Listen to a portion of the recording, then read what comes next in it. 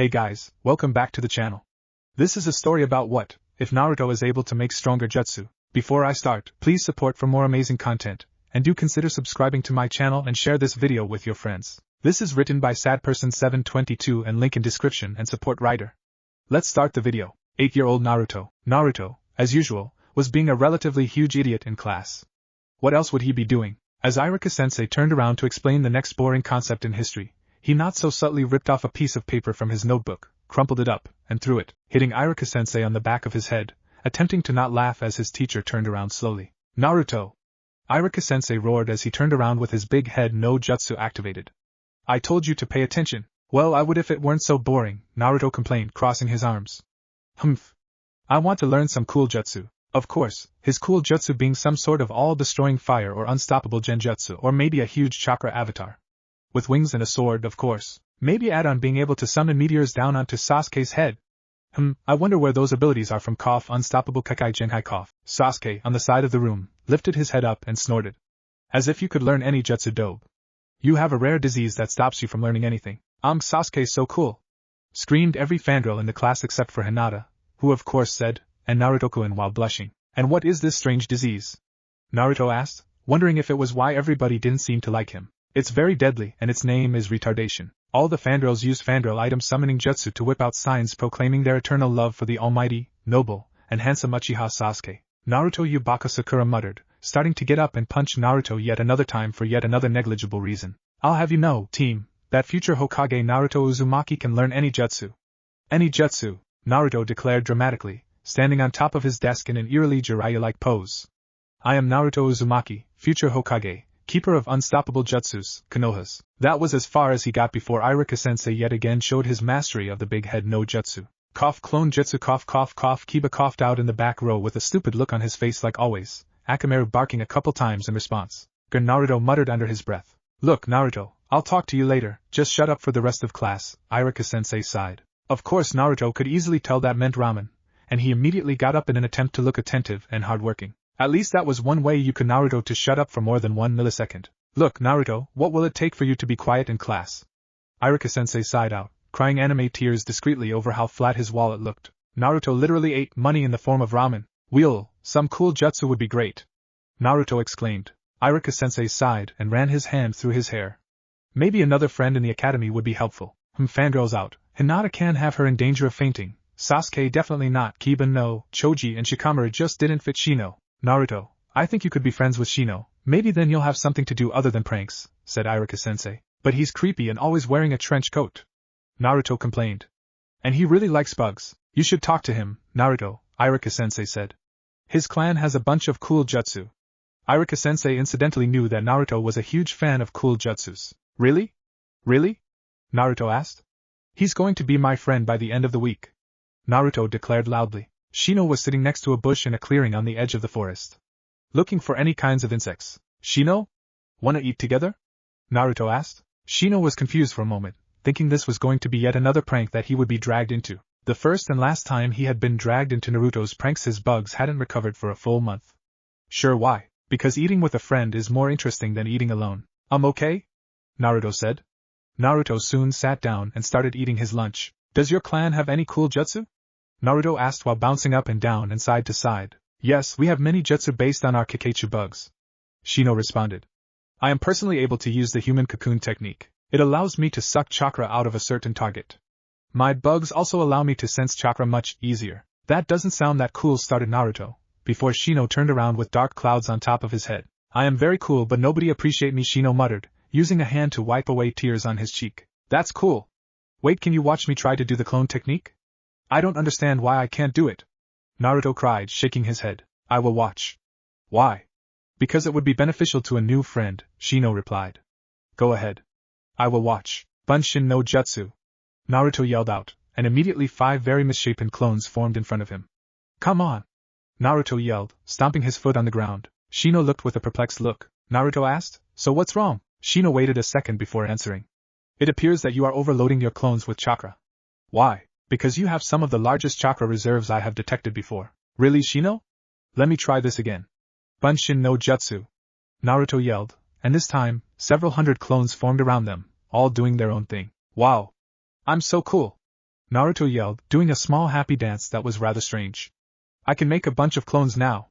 Sasuke's going down. That would be extremely doubtful, Shino replied. Why? In spars only taijutsu is allowed and jutsus are not used in most situations and mostly only in testing. Naruto immediately started pouting and dispersed all of his clones. So what are you doing? Naruto asked. I am looking for other species of insects, Shino replied while holding out a finger to allow a small bug to crawl onto. Insects can be very fascinating and when used in the right way can also be very effective in all sorts of battle situations. Naruto looked at another insect. Aren't they all the same? I have big ones that come into my apartment every time I leave out some food. They smell weird. Shino's sweat dropped. Those are called cockroaches. I wonder what they taste like. Shino suddenly started sweating even more. You shouldn't eat bugs. Why? They are fascinating animals that have feeling just as much as humans. But they can't be as tasty as the almighty food of the gods, ramen. Naruto explained while miming shoving noodles into his face. Speaking of ramen, isn't Naruto a type of ramen topping? Shino asked.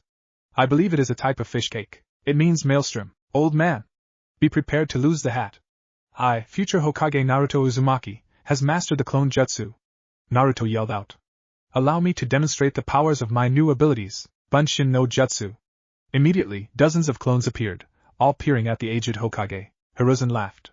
My, took you long enough. At this rate the hat will be mine forever. Come on, old man. I mastered the clone technique. Give me a super cool jutsu. One that makes huge fireballs or tornadoes. Come on, Naruto screeched, hopping all around the office, nearly hitting one of the ANBU standing in a corner. The Hokage sighed. Naruto, you aren't even close to mastering the technique. Take Shunshin no Shursui, for example. He was famous for his body flicker technique, which is actually just D rank. If you can master your basic jutsus you could be extremely strong. What do you mean by master a technique? I can already do it though, Naruto whined. Well, by using less chakra on the technique and being able to do it without hand seals. See, look, I can do the water clone technique easily with only one. Suddenly, 5 copies of Old Man Hokage were standing all next to each other before Hiruzen dispersed all of them. In fact, with enough practice every time you are about to get hit you can use the substitution jutsu to not get hit multiple times. Aha! So that is your secret. I will practice these jutsus so much that they don't cost any chakra. Then I will be unstoppable. Naruto yelled. Hiruzen attempted to say, all jutsus cost chakra. You should know that before he got cut off by one Uzumaki. Naruto bouncing out of the room literally, cursing when his head hit the top of the doorframe. Hiruzen sighed. Dear me. What have I released upon the world this time? Not my problem, he said as he lit his pipe and stared down at Konoha. But I hope that Shino rubs off on him a bit, and he stops goofing off as much. Henge! Naruto yelled, this time transforming just slightly, with a long blade attached to the end of his arm. I can definitely work with this. After that single slightly Shino-induced relatively mature thought, his brain reverted to more primitive language. So cool and awesome. Haha, I'm coming for that hat, old man Jiji. Naruto yelled, running straight into the Hokage's office at a speed rivaling the Yondaime Hokage. Is there a way to do jutsu without any hand seals? Hiruzen thought carefully before replying. You could try using Fuinjutsu to help control your chakra flow using a few sealing matrices. Teach me. Naruto cried, falling on his knees, stars in his eyes, crying anime tears. Hiruzen smirked, finally getting a way to make the young child read a book.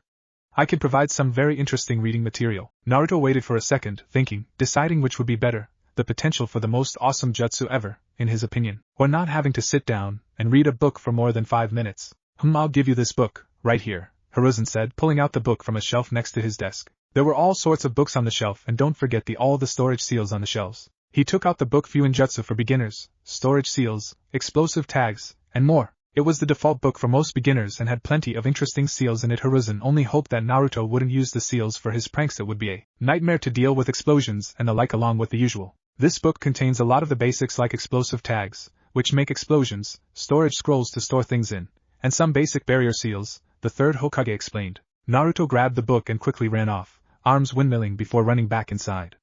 Henge can transform you into anything, right? Naruto asked. That is true, the Hokage said.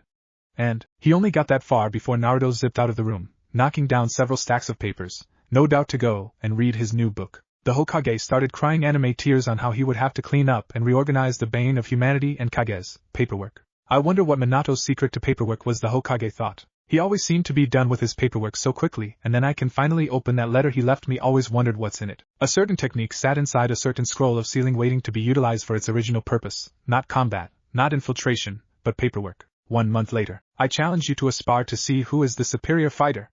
Naruto cried out, pointing a finger at Shino. You and your buggy buggers are no match for my prowess. Naruto's prowess contained an abysmal taijutsu style, the Academy 3, some nearly broken kunai and shuriken, and not much else. They're called Kikeichu, Shino grumbled. They are not called buggy buggers.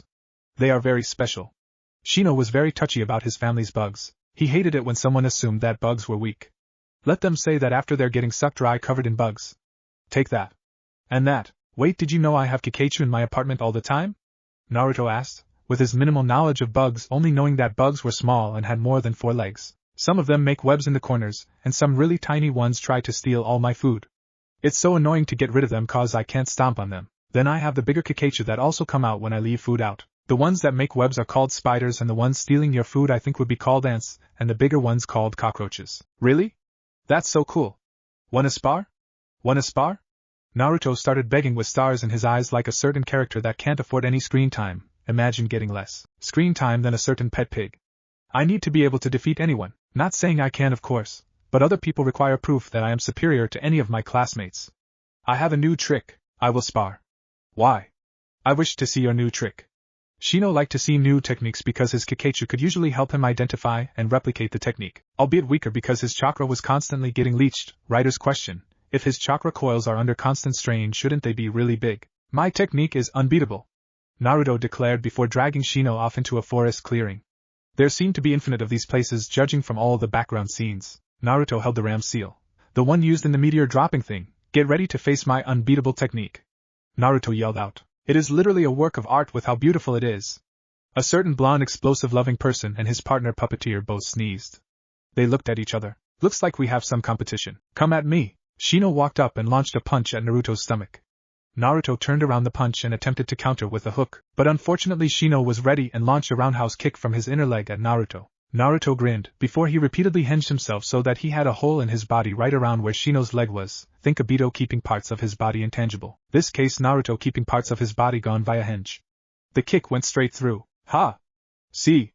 I am undefeatable, Naruto declared, only thinking about how the hat would finally be his, on this day, of. Shino walked up, bugs trailing from his arms, connecting to a large sphere of bugs surrounding Naruto's lower body and torso that were all stealing Naruto's chakra. I have one. Why?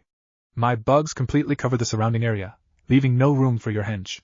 Leave it to Naruto to forget something that simple. If I could perform the fireball technique, you would not be able to dodge my attack. Naruto frowned. Just wondering, can your bugs suck my chakra no matter what I hinge into? Shino nodded. When you use the hinge, you still have a chakra network of sorts. Why? You are able to hinge back to your original form and also must be channeling the hinge, keeping your chakra network. It is possible to distort your chakra network though and move it around. That would be a powerful defense against users of the gentle fist taijutsu style. You could improve on your technique by finding a way to do it without hand seals, leaving you able to perform other jutsus as well. Yeah, I'm going to have to work on that sometime, Naruto said, scratching the back of his head sheepishly. A small sound was heard from behind a nearby tree. Huh! I'll check that out, Naruto said, walking over to around the tree to find a wild Hinata hiding behind a tree. Hinata squeaked out her trademark eep. Hinata? What are you doing here? Are you okay? You seem to have a fever, Naruto stated as Hinata's face rapidly turned red and sweat started pouring down her face. Let me check. He placed his hand on Hinata's forehead, and Hinata promptly fainted. Is she okay? Asked the clueless Naruto. Shino promptly face-faulted, which was very rare for the stoic members of the Aburame clan. Oh no! Not both of you, Naruto shouted frantically. I need a medic. Help! He started running around like a headless chicken.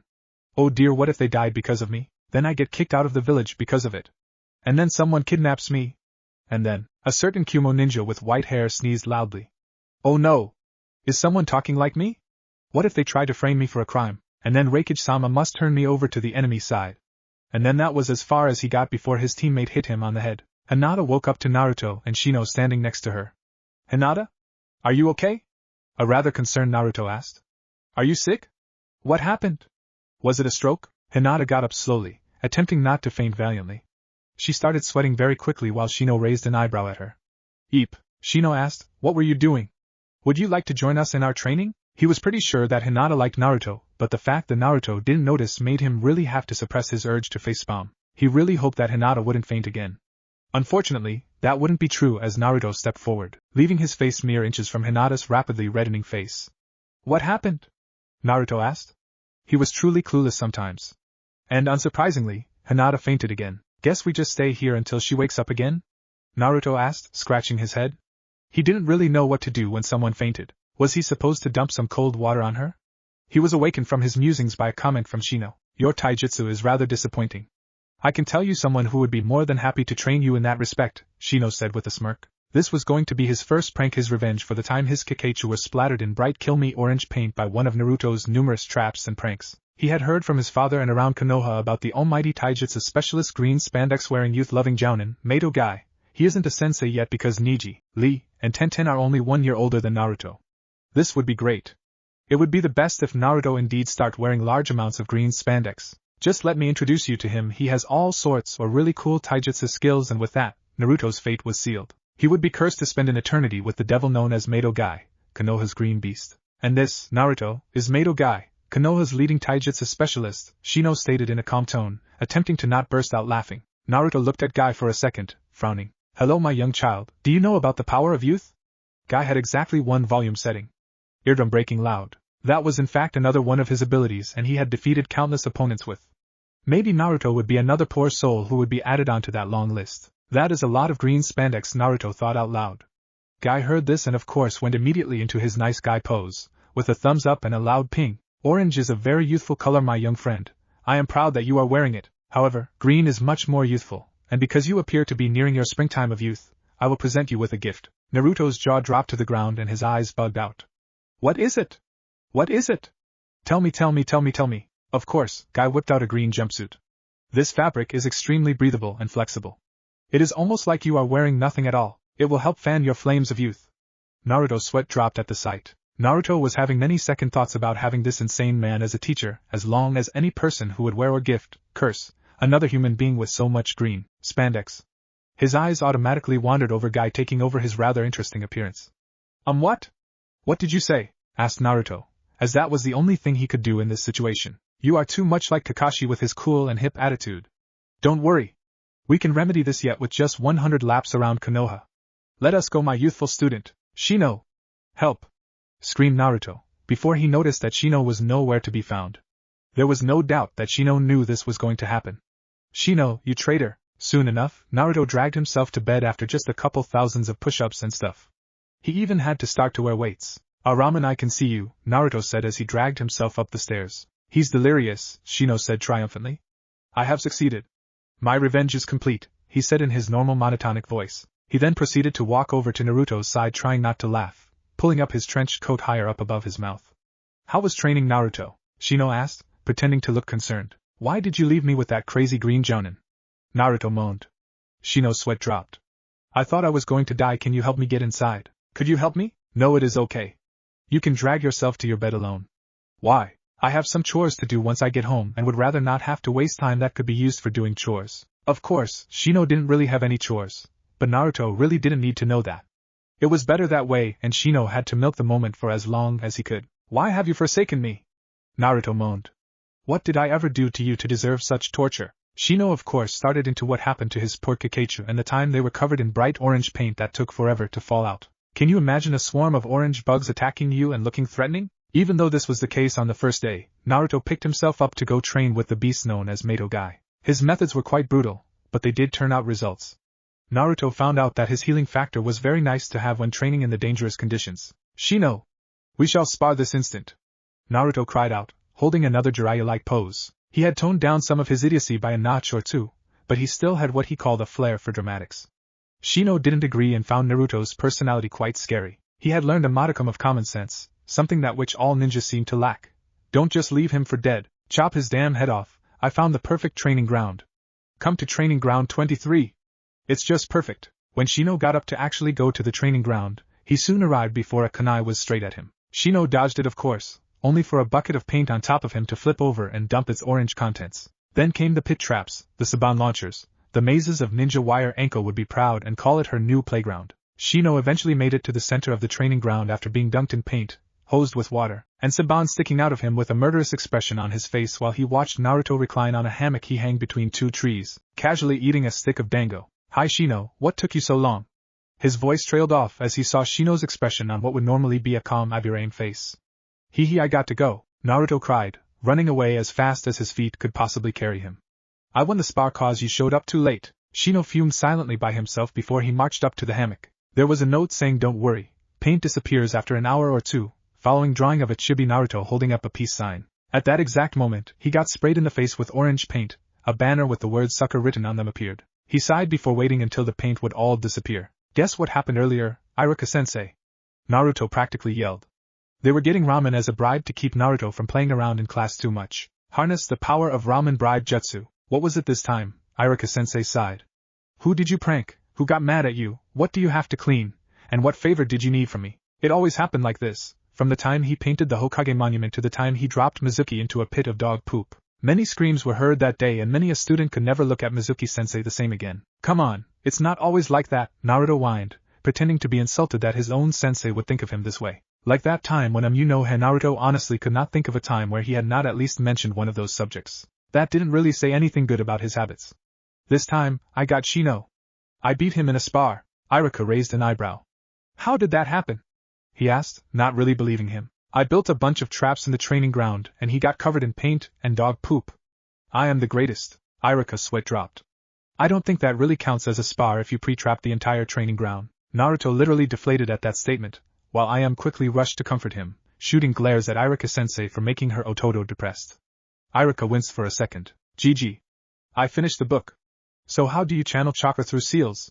I found the intermediate version in the library too, so where's the advanced version? The Hokage's jaw dropped. It had taken Jiraiya, Konoha's resident seal master, half a year before he finally finished the levels 1 to 5 of Fuinjutsu. Then again, Naruto had Uzumaki blood, so 1 month wasn't that good compared to some other seal masters. Hiruzen's sweat dropped at the sight of Kushina. The advanced version isn't readily available because most people don't get that far, but I have a copy right here. Hiruzen got that far before Naruto stole the book and started reading the cover. Advanced Fuinjutsu Volume 1, Manipulating Chakra with Seals and Refining Seal Designs. Naruto read out loud. It was finally the section he wanted to read, the one on manipulating chakra. He could hold the henge without hand seals this way. It was perfect. He plopped himself down in the middle of the office and started reading. The Hokage smiled at the young blonde's antics.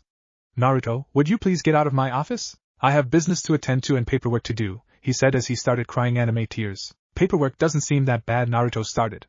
Paperwork was boring, but no way could it be as boring as school. Sure, Hashirama and his brother Tobirama were really cool, but did anybody really care about the obscure details of what happened at Kanobi Bridge in the Third Shinobi World War? A certain silver-haired jounin standing at the Konoha Memorial Stone suddenly had an urge to smack a child of age 8. And can't you use clones or something to do it for you? At that statement, Hiruzen's jaw dropped onto the ground. Oh my god, Naruto. What? I didn't do anything this time, I swear. Naruto shouted, shaking his hands in front of him. He was worried he was going to get in trouble for another prank, hopefully. All you can eat ramen for 1 month. Old man Hokage declared. Naruto's jaw dropped, and he danced his happy dance before sprinting out the door. Follow me, old man. He yelled over his back. He was going to stuff himself full with miso ramen tonight.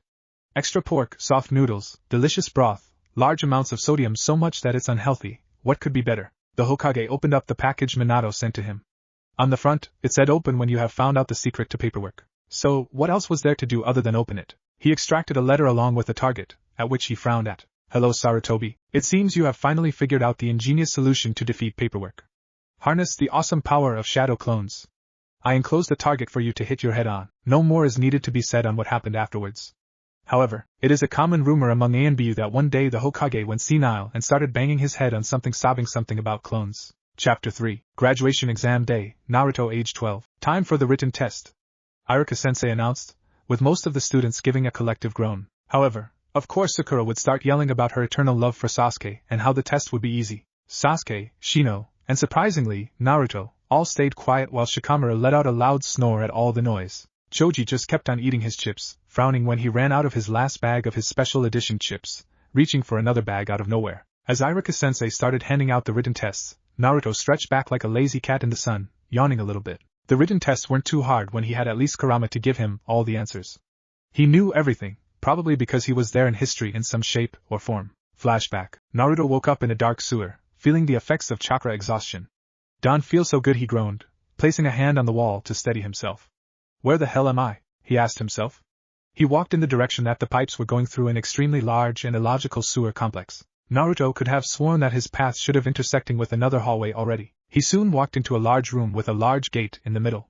Naruto noticed a slip of paper that said seal on it and walked up to the gate. He immediately jumped back as a huge claw poked itself through the gate, nearly skewering him. Roasted and skewered Naruto doesn't taste good at all, so my jailer finally decides to visit me, the thing behind the gate rumbled. You tiny insignificant brat. You would be dead by now if it weren't for this damn gate. Of course anybody would be extremely grumpy if they were trapped inside a cage in a sewer in an 11-year-old's mind, especially with nothing to do and having your chakra leached from you all around the clock. Even more so if you were respected as the great Kyuubi no Kitsune, the most powerful out of the 9 Baiju. And who are you? Naruto shouted. Show me your ugly face. Naruto was really having doubts if yelling at a large unknown entity was a good idea or not, but the cage looked secure enough except for the paper lock. But then again, seals can be deceiving on what they can do. There was most likely something underneath it, because it was really doubtful that something that large wouldn't be able to break through a seal with only a single character on it. If my jailer demands it, I will obey, said the newly revealed 9-tailed fox rather condescendingly. Now rip off that seal tag and open the gate, you insolent flesh bag. I will rend your flesh from your bones, and then drink your blood for an afternoon snack. Wow! It's a really big fox. He's so furry. I have a pet fox. Wait until Shino hears about this. Naruto stared at the Kyuubi with stars in his eyes. The Kyuubi just stared. Don't worry, I know, I'm not stupid. It's pretty obvious you don't have experience with these kinds of things. Why would I let you go if you would kill me? I don't think the second part was that descriptive either. I think you've never done that before, you lying fuzzball. Naruto announced. I wonder, are you a mass of chakra with a personality? Or do you have an actual physical body that your chakra was extracted from? I am not a fuzzball. I am the great Kyuubi no Kitsune, the most powerful of the 9.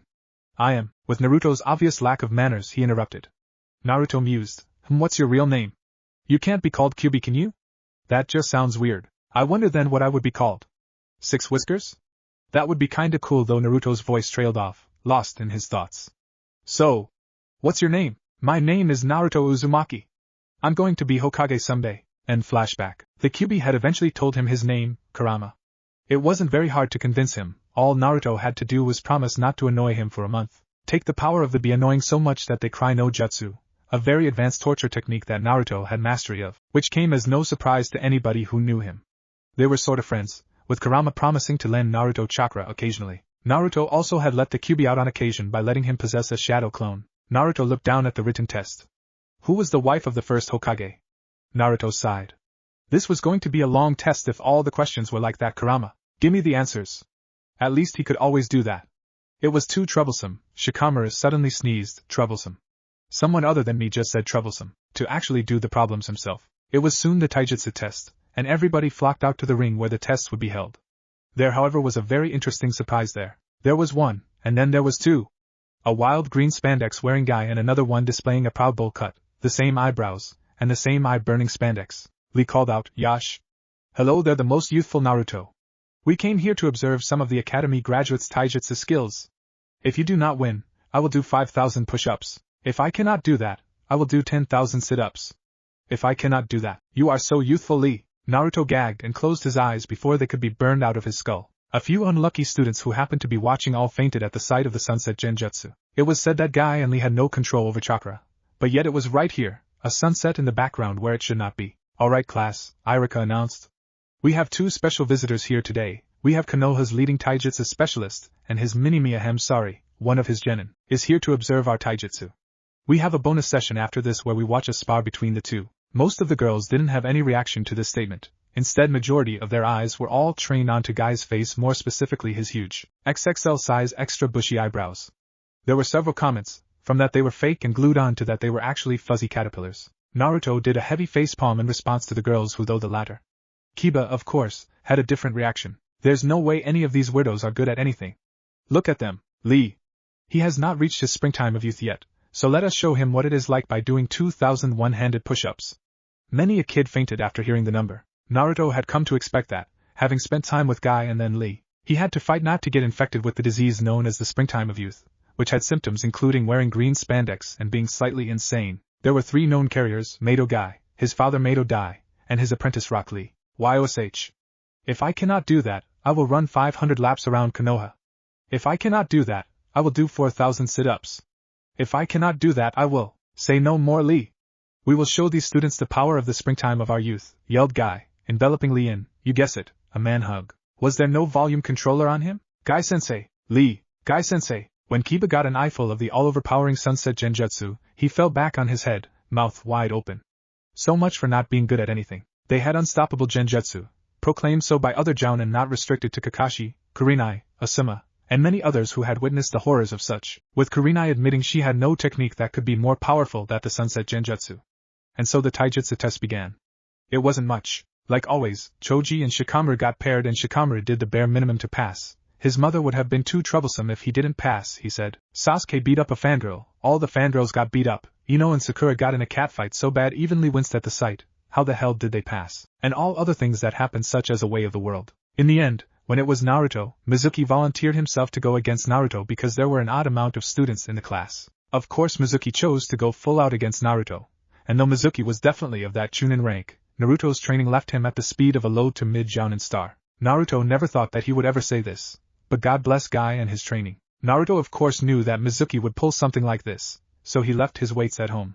He was fast with the weights, but nearly as fast as he could be. His weights were nothing compared to Lee's and Guy's weights though. He didn't know that it was physically possible to carry yourself while wearing all those weights. Then again, Lee and Guy were Lee and Guy. As Mizuki threw a feint followed by a punch, Naruto slid to the side just barely, and as Mizuki passed him, he pushed him on his back, his momentum carrying him out of the ring and then sprawling on the ground. Naruto smirked. This was payback for all the times Mizuki misgraded his tests or put genjutsu on him so that he would get wrong information. Iruka looked shocked for a second at the outcome. Who would expect the apparent dead last of the academy to be able to beat their own Chunin instructor? Definitely not most people, but people who actually knew Naruto came to expect that, and in his class, that was namely Hinata and Shino. Everybody else was either a fangirl, someone told to stay away from the monster, or just didn't care. Iruka announced, I believe that is full marks Naruto. Congratulations. Naruto could tell Mizuki was fuming about his defeat, and how he couldn't give a well-deserved beating to the demon brat. Naruto thought it was obvious it should be the other way around, but most wouldn't agree. All the fangirls ranted about how Sasuke could have beaten Mizuki way faster, which made Mizuki even more mad, with steam literally pouring out of his ears. When it got to the point where Lee and Guy would show the class a spar, all Naruto could hear was, YOSH. Your flames of youth are burning brightly. Lee. Ji-sensei. Konoha senpu. And that was about it. Most of his classmates were just standing there with their jaws touching the ground, but the people that were talking had their voices drowned out by Lee and Guy's volume. Believe it or not, that wasn't even close to how loud they could get at times. It made everybody who knew them sweat drop rapidly. It was soon the jutsu test, and of course, it was easy for Naruto to make 100 clones all standing over the classroom. He could almost hear Mizuki curse. On a completely unrelated note, he whipped out a cup of instant ramen and started eating, nodding at Iruka's compliments. Soon enough, Mizuki came over. Naruto, did you know there's a secret way to earn extra credit? Mizuki asked, smiling. He was sure to have gotten the demon brat this time. By the end of the week, he would be empowered by the techniques in the scroll of sealing, the demon brat would be dead, and he would have a high position with Orochimaru in the Hidden Sound Village. GG.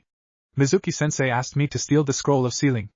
Naruto shouted, running up to the Hokage. Come on, no one was that stupid enough to steal a scroll filled with forbidden techniques to the brim for an extra credit assignment. Asterisk cough asterisk. Canon Naruto cough, the Hokage frowned. Take the scroll and meet with him at where he told you to go. I'll have some ANBU trail you. Okay GG. Can I learn a technique or two from the scroll though? Hiruzen groaned. Of course that would be Naruto's first thought, not about Mizuki or anything like that. Fine, you can learn the first one. Naruto ran out the door grinning ear to ear. Even though he was able to stay mature most of the time, a very powerful forbidden technique was still something that would make him revert to Kid Naruto again before he started talking with Shino a lot of the time. The Hokage sighed. Naruto, Naruto, Naruto. When Naruto arrived in the forest clearing where Mizuki said to meet him, he popped open the scroll and looked at the first technique. Kage Bunshin no Jutsu Forbidden B-rank Jutsu. Very high chakra usage at that. Naruto grinned. Perfect, as he was literally a living chakra battery. When Naruto finally mastered the technique, he brought up an evil grin and thought exactly what he would do to Mizuki.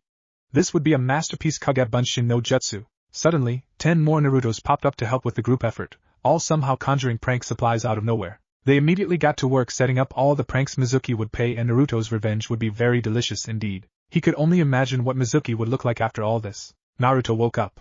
It was great watching Mizuki stumble through some of the traps he set up. Before the end, he was covered in orange paint, the most superior color obviously, was covered in glue and feathers, and smelled of dog poop, courtesy of the Inuzuka dogs that Naruto had taken poop from for a nice pit trap. He hopped up and started his morning routine. It was pretty simple. Take instant ramen. Add water to ramen. Microwave ramen. Eat ramen. That was still about it. Even though Shino's influence had greatly helped Naruto's maturity, he still could not get Naruto of his addiction on ramen. Naruto had a change of clothes today, replacing his orange and blue jumpsuit with a black jacket with orange flames over it, with the Uzumaki clan symbol on the back. His bright Kill Me orange pants were replaced by black shinobi pants, kunai, and shuriken holsters on the sides. Naruto did know about his heritage and parents, courtesy of the Kyuubi, but it wasn't time to put on a fourth Hokage-style Haori. That could wait for the perfect time and would be the perfect prank. In front of a large audience would be preferable. Naruto could only imagine the reactions of the villagers when they realized that the boy they had beat on for being the demon brat was actually the son of the near-legendary Yandame Hokage, Minato Namikaze. As Naruto walked into class, he immediately noticed Sakura and Ino fangirling over Sasuke, or what Naruto liked to call him with his lack of reaction to any girls, Sasuke. Kiba sat in the back, Akamaru on his head, Shikamaru was busy snoring on his desk, and Choji was consuming large amounts of chips. Hinata as always was poking her fingers together in the back staring at Naruto, and Shino simply nodded at Naruto, acknowledging his new appearance. Naruto moved towards the empty seat right next to Shino, careful to avoid crashing into a pack of rabid fangirls. Fangirls are a very vicious race of creatures, attacking anybody who insults or challenges who they perceive as the target, generally a boy that everyone likes. Soon enough, Iruka came in and used his mastery of the big head no jutsu, getting all the kids to all scurry back to their seats except for Sakura and Ino, who were still fighting about who was going to sit next to Sasuke.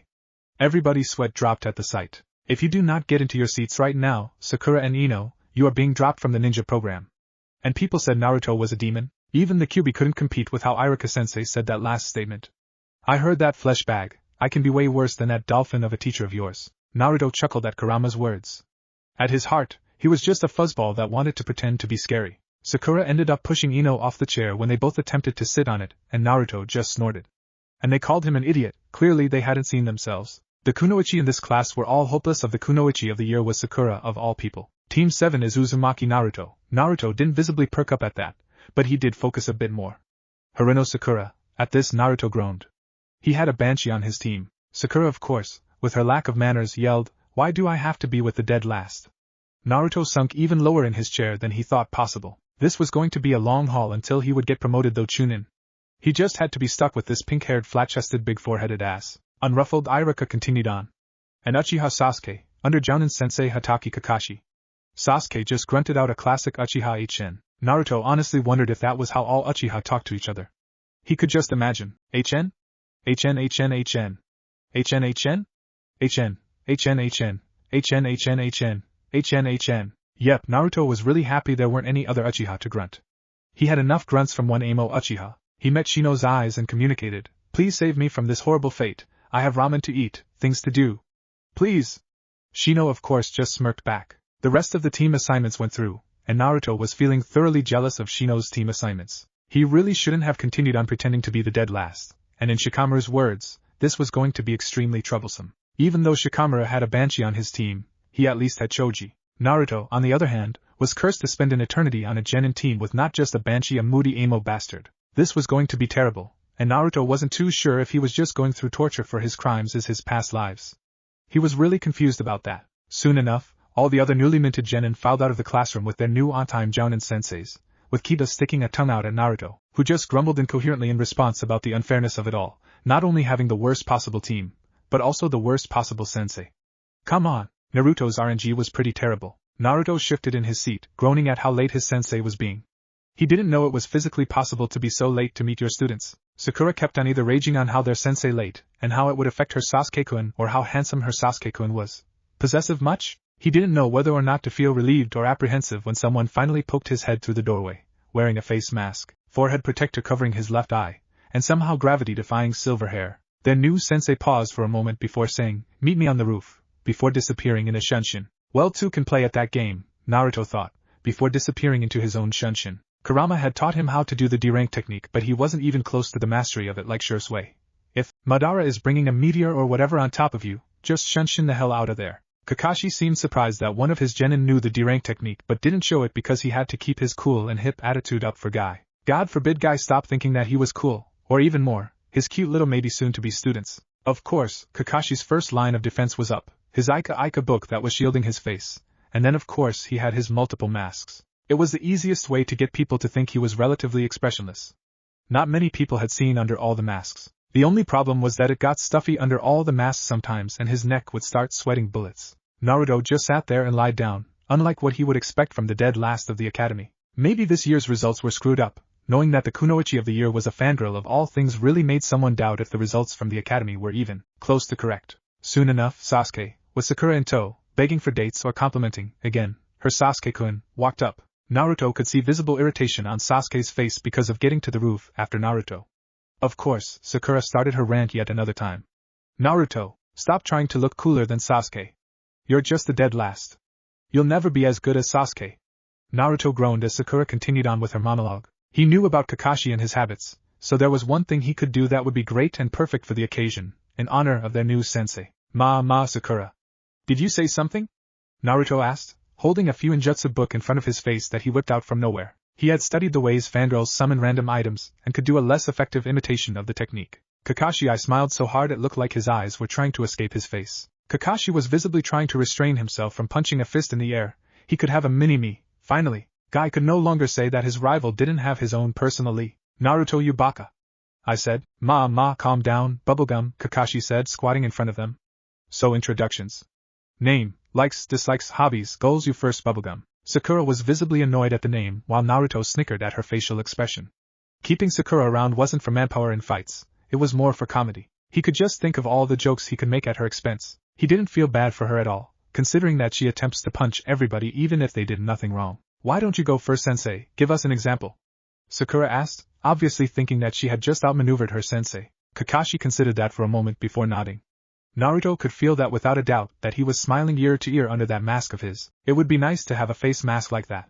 You could snipe at other people while appearing not to care at all. Naruto was really starting to want one. My name is Hatake Kakashi.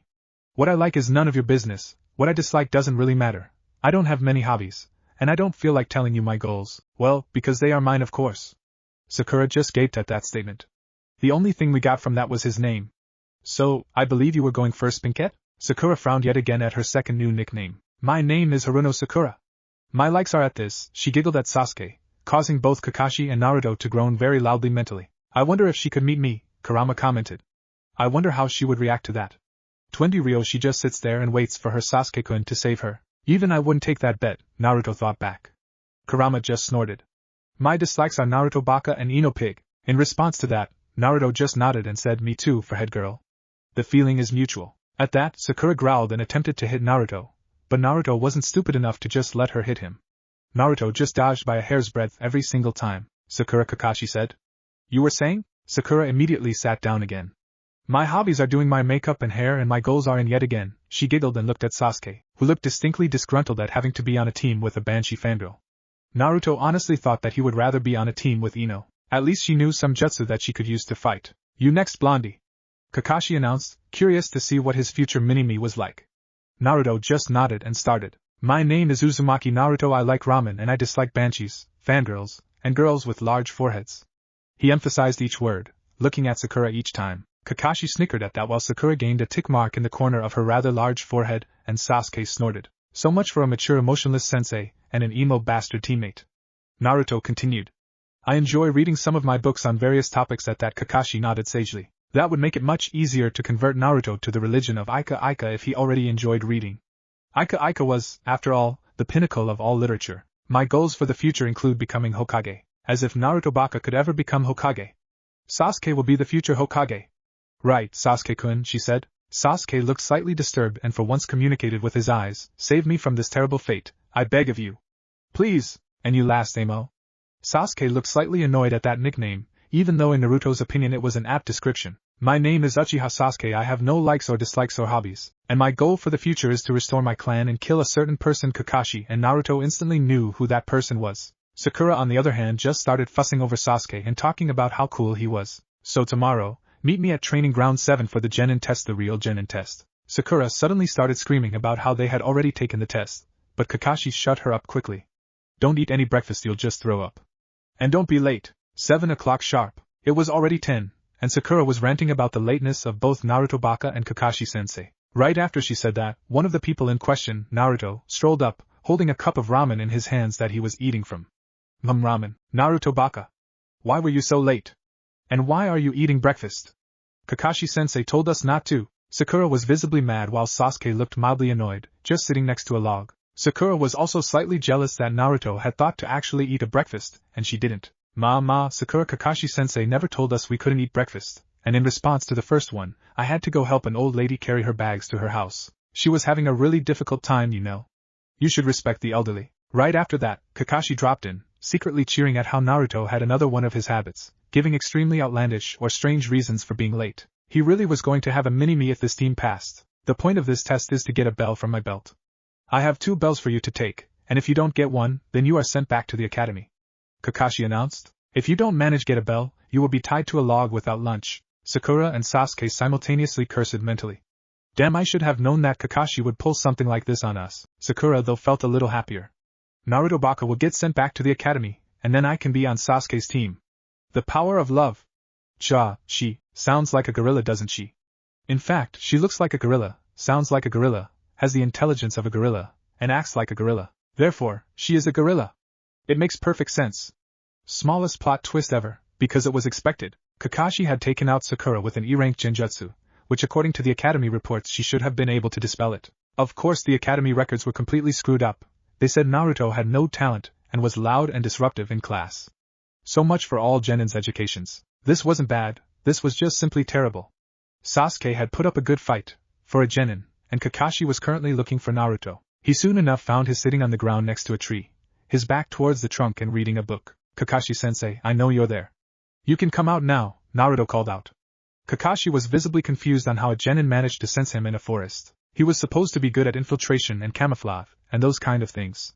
He wasn't an assassin for a period of time in ANBU for nothing. Kakashi then dropped down with an eye smile. What are you reading?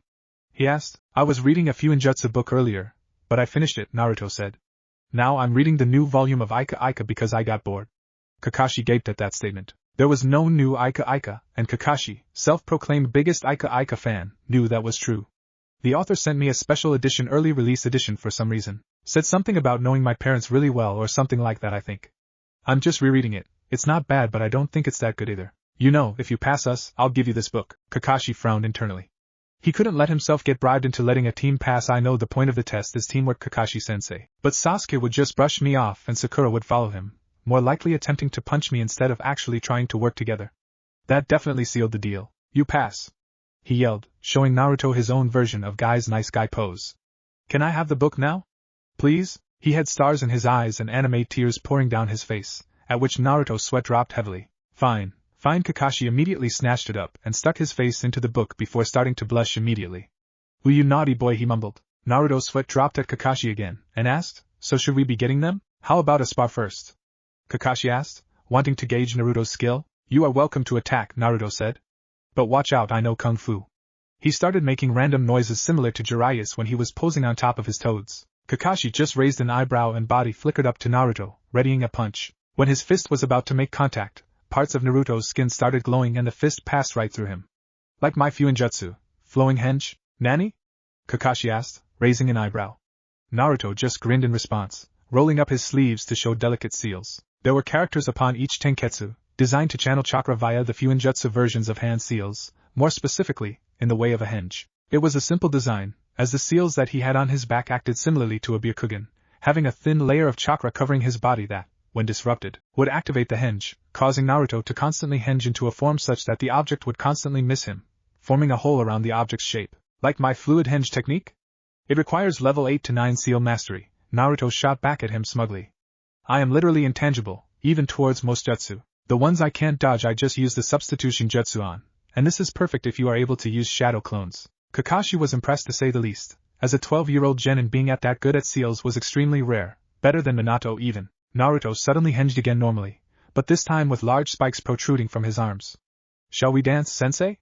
This will be fun. It was unfortunate that Kakashi finally beat him by cornering him and placing ninja wire all around him with explosive tags hanging from them after destroying most things that Naruto could substitute with all around them, which he then detonated. The durability of Naruto characters is unbelievable. How does a 5-year-old skydive off the top of the Hokage monument, and not become a splat on the ground? Naruto was sprawled on the ground, complaining, that wasn't very nice, sensei, Naruto complained. I'm going to have aches all over. It hurts, eh no? Maya, let's just head over to see how Sasuke and Sakura are doing, shall we? Kakashi started walking before Naruto started talking. Huh, did you say something, Kakashi-sensei? Kakashi grinded his teeth, annoyed that his own catchphrase would be used against him. I will not act like guy. I will not tell him to stop being cool. I will not, Kakashi groaned. Just hurry up and come. Naruto grinned at that, content at how much he had managed before getting up to follow Kakashi. Not many people could say that they had one-upped copy ninja Kakashi.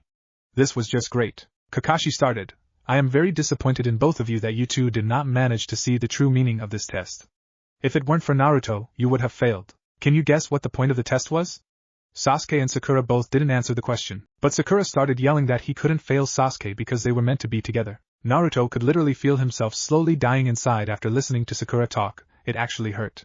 She should join TI. Naruto, care to explain? Kakashi asked, face completely buried inside his new book. The point of this test was teamwork. The bells were supposed to make it so we would turn upon each other and lose sight of what we were supposed to do, explained Naruto. You two wouldn't have passed if it weren't for Naruto and this new book. Insert perverted giggle, you wouldn't have passed. Generally as a ninja, people who break the rules are considered as trash. However, ninja who abandon their comrades are even worse than trash, Kakashi explained. Now I have a book to read, Naruto? Could you come with me for a minute? As they walked away, they both shared a small laugh when Sasuke started roaring to let him out of the ropes tying him to the stump and Sakura started screaming bloody murder for Naruto and Kakashi to untie her Sasuke-kun and how they were both pervert bakas. Naruto really doubted that Sakura would be getting out anytime soon. Sasuke he knew could use the rope escape technique, but he doubted Sakura was any good if the ropes were actually tight, and there was no way ever that Sasuke would let up a chance to keep Sakura away from him for an entire day. When faced with fangirls, Naruto was completely in agreement with Sasuke for once. Lethal force and desperate measures must be taken to stay sane in the face of rabid fangirls. You wouldn't know this fact until you were faced down by Ino and Sakura. So Naruto, I have an idea for what kind of clothes that would fit you. I think you would look really nice, that way everybody will think you're really cool if you try it. Naruto nodded, not really sure where this was going. It could be interpreted in a very wrong way, but he was pretty sure that Kakashi-sensei didn't swing that way. Kakashi was just weird. When they reached Kakashi's house and walked inside, Kakashi immediately produced a black face mask. Naruto immediately knew what he was doing. Kakashi immediately produced a carbon copy of the clothes that he wore as a kid and handed them to Naruto. Do these look good to you? Kakashi asked. Naruto simply nodded and headed to the bathroom to change. When Naruto came out, Kakashi immediately used the trademark Hatake style, gravity-defying hair no jutsu. You look excellent, he announced, holding up a large thumbs up. Kakashi smiled. Naruto would look like Kakashi but with golden hair instead of silver, and best of all, he had his own mini-me now. Just wait until the other Jounin senseis saw him. Especially Guy, he had someone to pass on his cool and hip attitude onto, and best of all, it would be his sensei's son. When Sakura walked up to the Team 7 bridge, she did not expect many things. She did not, however, expect Kakashi to be early for once, sleeping soundly in a hammock next to Naruto, in a hammock of his own. When Naruto first came back with his new clothes, reactions were mixed to say the least. Flashback. Kakashi was bursting with happiness as Naruto walked up to the Team 7 bridge as his mini-me. Sakura wasn't very happy about that. Take off your mask. Stop imitating Kakashi-sensei. Sasuke-kun is way cooler. Sakura, you say something? Asked Naruto, scratching his head. Sorry, I wasn't listening, I was thinking about other things.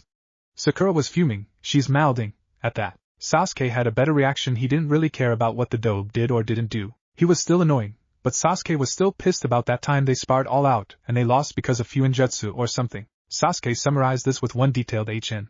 Kakashi-sensei mainly limited it to taijutsu spars in order for damage control. He really didn't want the entire training ground burning down. That would just be inconvenient. End flashback. Kakashi-sensei. Naruto baka. Get up. You're late. Sakura was raging very hard and started punching everything around her, including Naruto. But it seemed that every punch just barely missed the mark. Naruto yawned and flipped over onto his side. So loud, just let me sleep. Kakashi-sensei rolled over in his hammock, one hand behind his head, another hand holding up an Ika book. It was the relatively new volume that Naruto had gifted Kakashi with. After all, it would look bad if it was known that Kakashi was bribed into passing his team, especially one with the last Uchiha / his greatness / Sasuke-kun on it. Naruto did think it would be funny if people found out that Sasuke would have failed the test if it weren't for Uzumaki Naruto, the dead last. Sakura. We're not late, we're early. We've been here all night, complained Naruto. And it's not nice to try and punch people. You might injure them. That was the whole point, baka. Screamed Sakura. You're always late and have some stupid excuses, so shouldn't you be happy today since we're not late today? Complained Naruto. Not the other way around. Kakashi nodded sagely at that comment. Sometimes Sakura did things that he had no idea why. Sakura, you should just let us relax until Sasuke comes. It's not like we do anything before that, groused Naruto. You don't let us do anything, just give us a break. He then turned over back on his side, attempting to go back to his nap before Sasuke came along. However, Sasuke showed up unfortunately before Naruto could fall back asleep, and he groaned, got up, and got ready. "So what are we doing today, sensei?" asked Naruto, yawning a bit, at which Sakura shot a dirty look.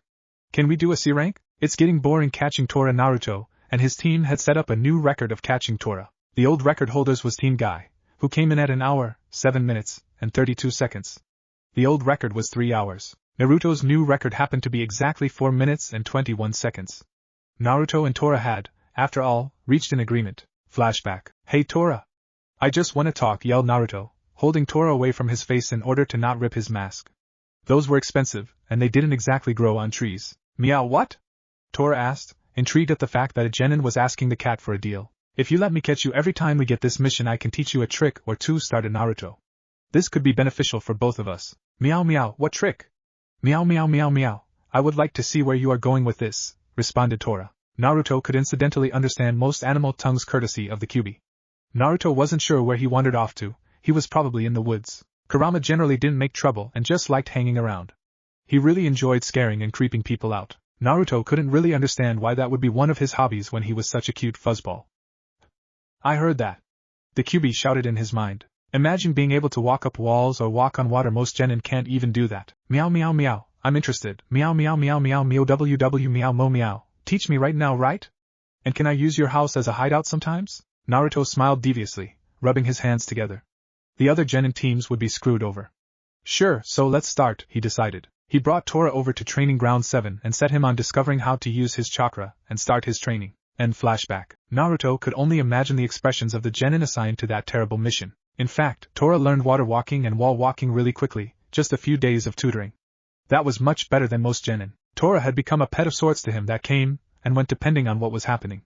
The average time skyrocketed upwards, from around 3 hours all the way to 8 hours. It was great seeing the frazzled expressions of the other occasional genin he saw, and he shared a laugh with Kakashi, the only person that he told about his deal with the devil, or in his eyes, a cute fat cat almost as big of a fur ball as Kurama. He actually heard some genin screaming about Tora and had heard Jounin-sensei complaining about who had taught Tora how to use chakra. Naruto couldn't imagine if Tora used jutsus, Tora would never be caught again. He had heard the Hokage had sworn to sentence the person who had taught Tora how to water and wall walk to an eternity of D-ranks. He hadn't really seen any of his classmates except for Shino and Hinata recently because they trained each other often. There was no doubt that when the Chunin exams started the other Jounin-senseis would be surprised. Team 7 was relatively powerful, with Naruto and Sasuke improving on their speeds, Sasuke getting just slightly a bit more social, and both trained to learn the Chidori, which Naruto found hard to use because he didn't have a Sharingan unfortunately, but he had some skills that helped detect the surrounding area. He could release chakra similarly to sonar, and it would bounce off of other chakra signatures.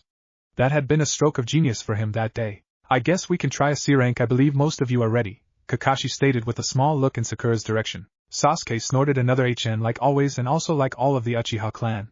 Naruto honestly wondered if any Uchiha could be nice and actually communicate with several sounds. Naruto just nodded, though happy inside that he wouldn't have to paint fences or plant rice crops. The village's hiring genin for D-ranks that got him always gave him dirty looks and he made several mistakes to give the clients several surprises that they wouldn't exactly enjoyed. Kakashi disappeared in a leaf shunshin, with Naruto sighing and following quickly along. Sasuke wasn't good enough at the shunshin to instantly shunshin all the way to the Hokage's office instantly, but it was far enough such that Sakura couldn't follow him. Having a fangirl tag around with you was nothing short of annoying. Sakura started crying about being ditched by Sasuke for a while before walking slowly to the Hokage's office to receive a mission. "Hokage-sama, I believe that my team is ready for a C rank."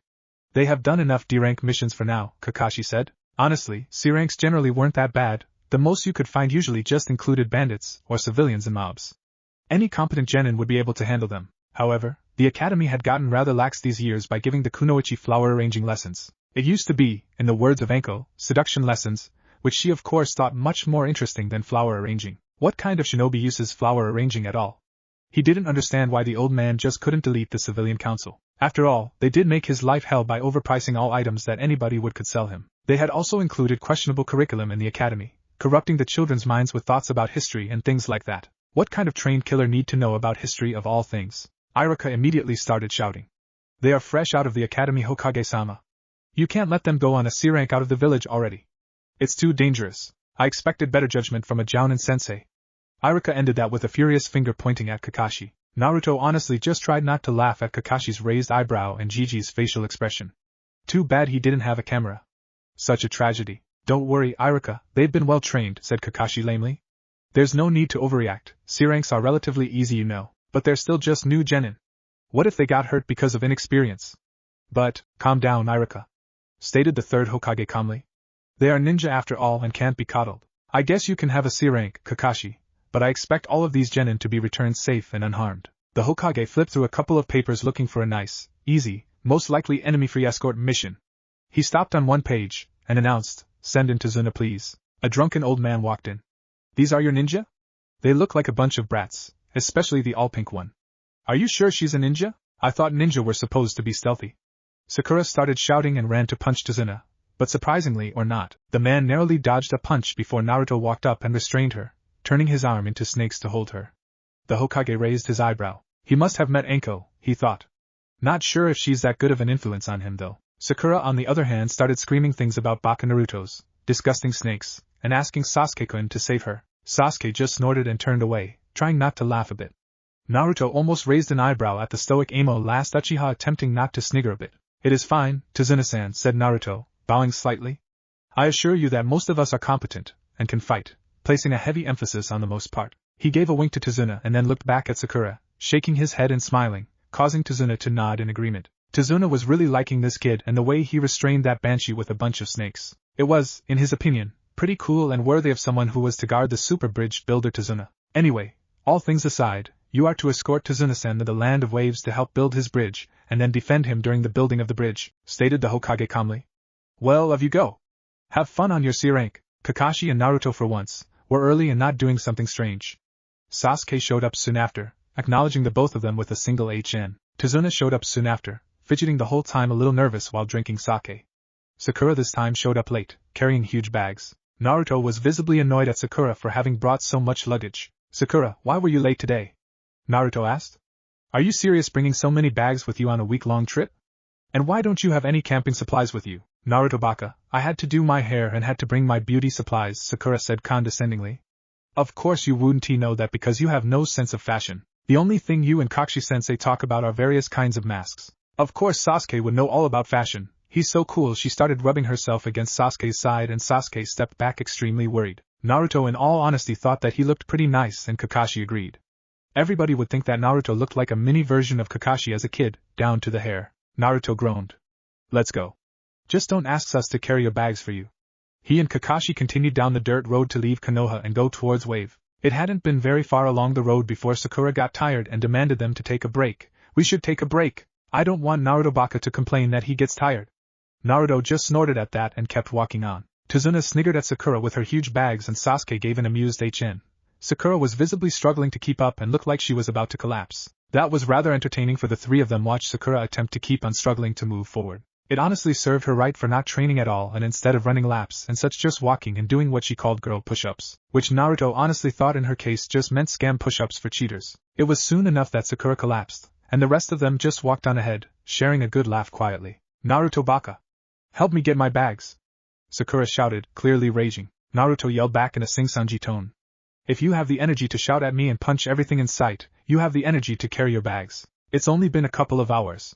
Sakura fumed and picked up her bags to continue, and soon they made camp for the night. Naruto noticed a strange puddle of water in the middle of the road, strange mainly because the sky was clear of clouds and it hadn't rained in days. He shook his head sadly at how incompetent the enemy ninja were, and he shared a nod at Kakashi, acknowledging the fact that the enemy ninja were there. Tazuna had been looking pretty shifty recently, and they needed proof that the enemy ninja were indeed after Tazuna and not just Kakashi's rather sizable bounty. Sasuke and Sakura obviously didn't notice that, Sakura because she was too useless and Sasuke because he wasn't watching his surroundings. Kakashi would have to talk with him later about that. As they walked towards the puddles, two masked ninja with gauntlets, chains stretched between them, charging towards them and wrapping the chains around Kakashi, seemingly tearing him into multiple pieces. Anybody who actually paid attention noticed that he just used a substitution jutsu. Sakura just started screaming for Sasuke to come save her. Naruto of course just stood there smiling. "One down, Gozu," said one of the masked ninja. 3 more to go and then the bridge builder's dead. They charged quickly at Naruto, intent on cutting him down quickly before he could react. As the ninja's chains were about to cut into him, his flowing henge jutsu keeping him from being damaged. As the ninjas ran straight past him, he asked, "Was that supposed to do anything, guys?" He scratched the back of his head.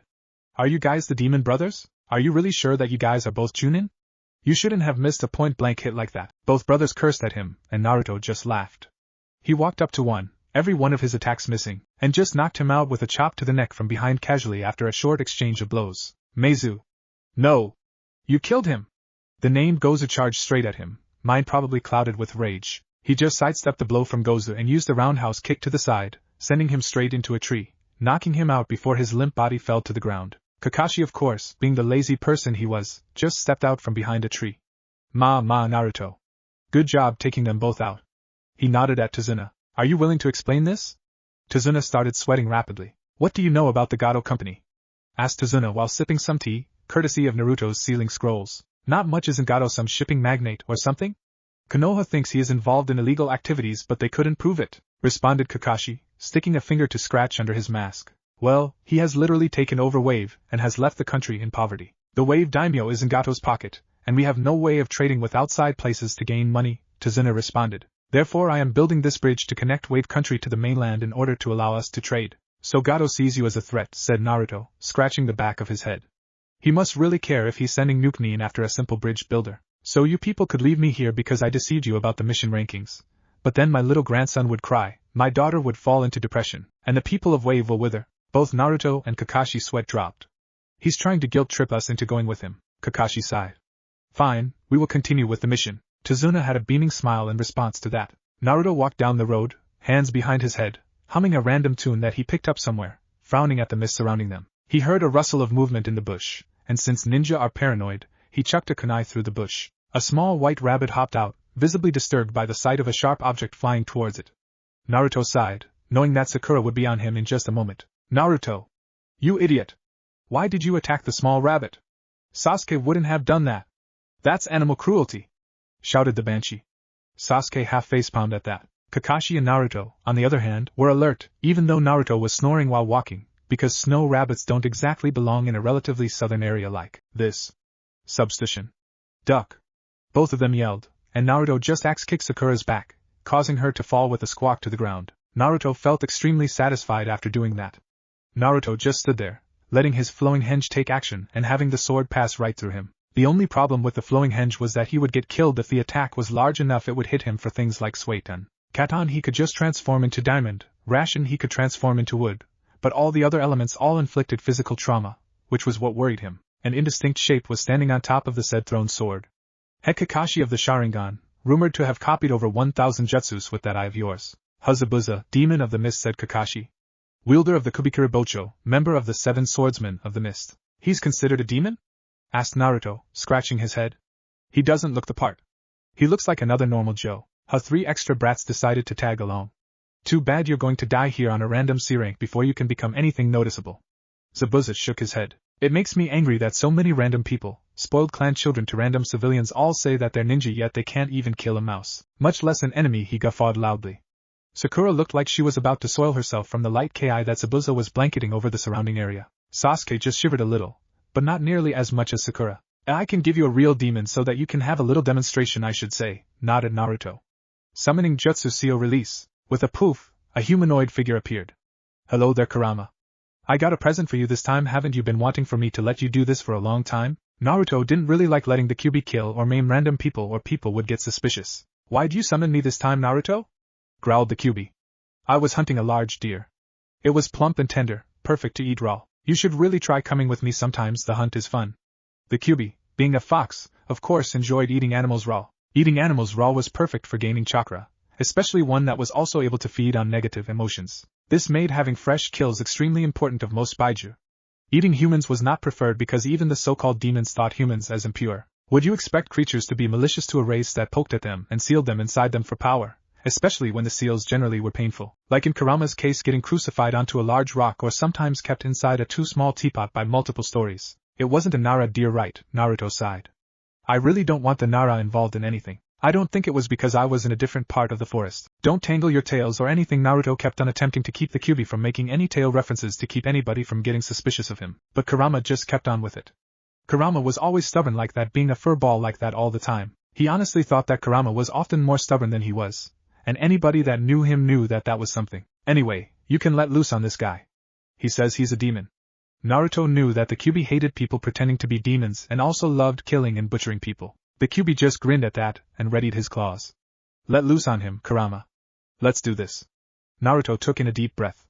Wind style, great breakthrough. The wind immediately blew away all the mist in the immediate region, revealing a shocked Zabuza.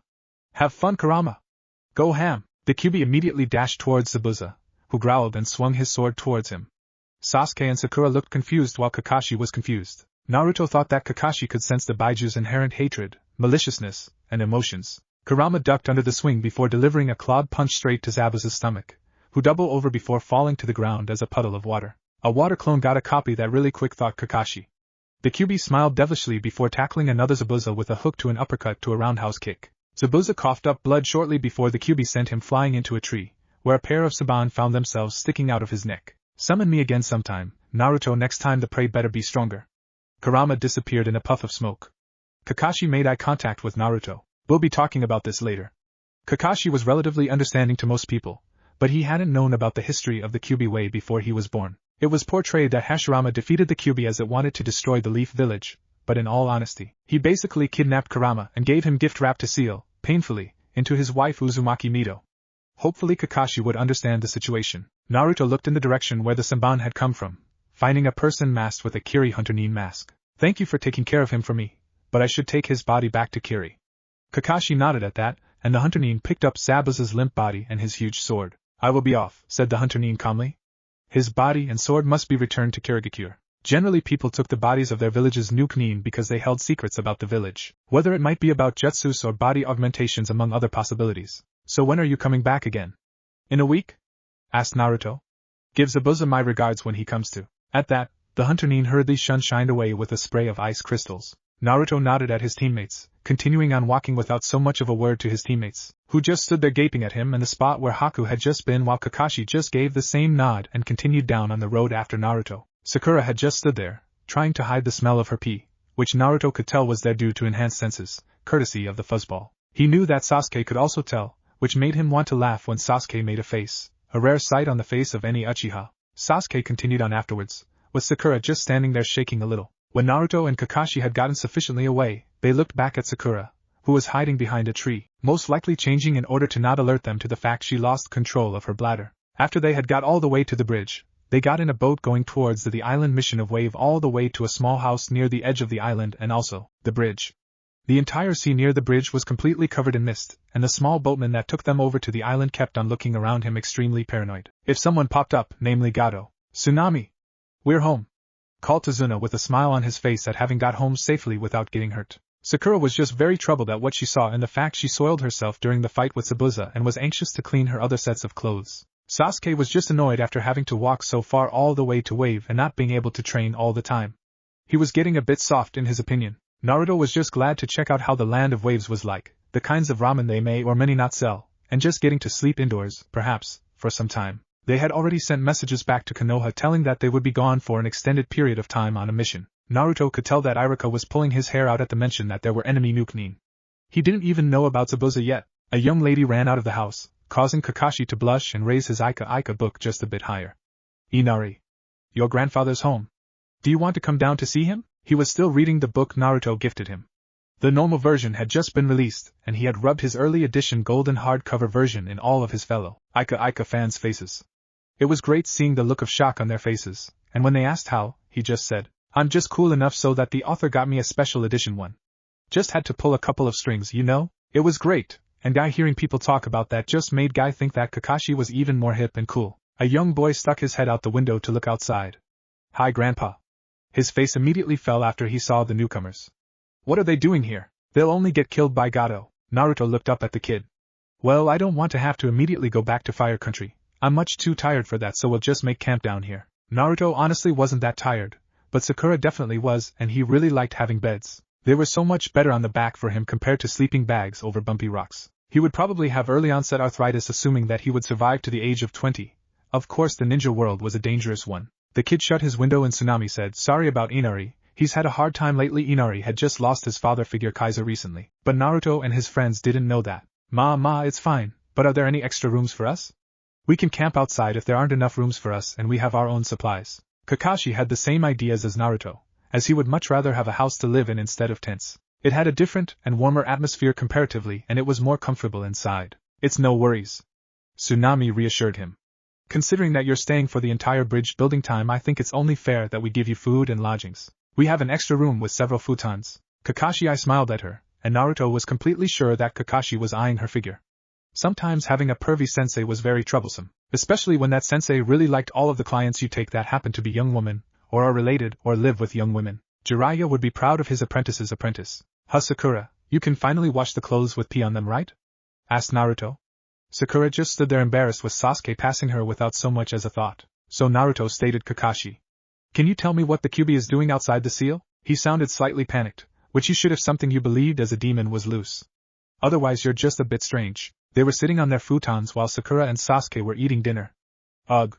Naruto thought that was extremely troublesome. He started telling Kakashi, he was his sensei after all. So you met the Kyuubi long ago, he told you your parentage and everything, taught you to use jutsus, you let him out of his seal most of the time, and he didn't attack Konoha willingly? Asked Kakashi with a disbelieving tone. That way of putting what the Kyuubi said really shook Kakashi. He could only wait for the Hokage's reaction when Kakashi told him. He would definitely want to be there. He wondered if the Hokage would simply faint or fall over backwards in his chair, or just sit there with a comical expression. That would be a great picture to take. Naruto just snapped his fingers in his sensei's face casually. Yo, Earth to Kakashi. You there?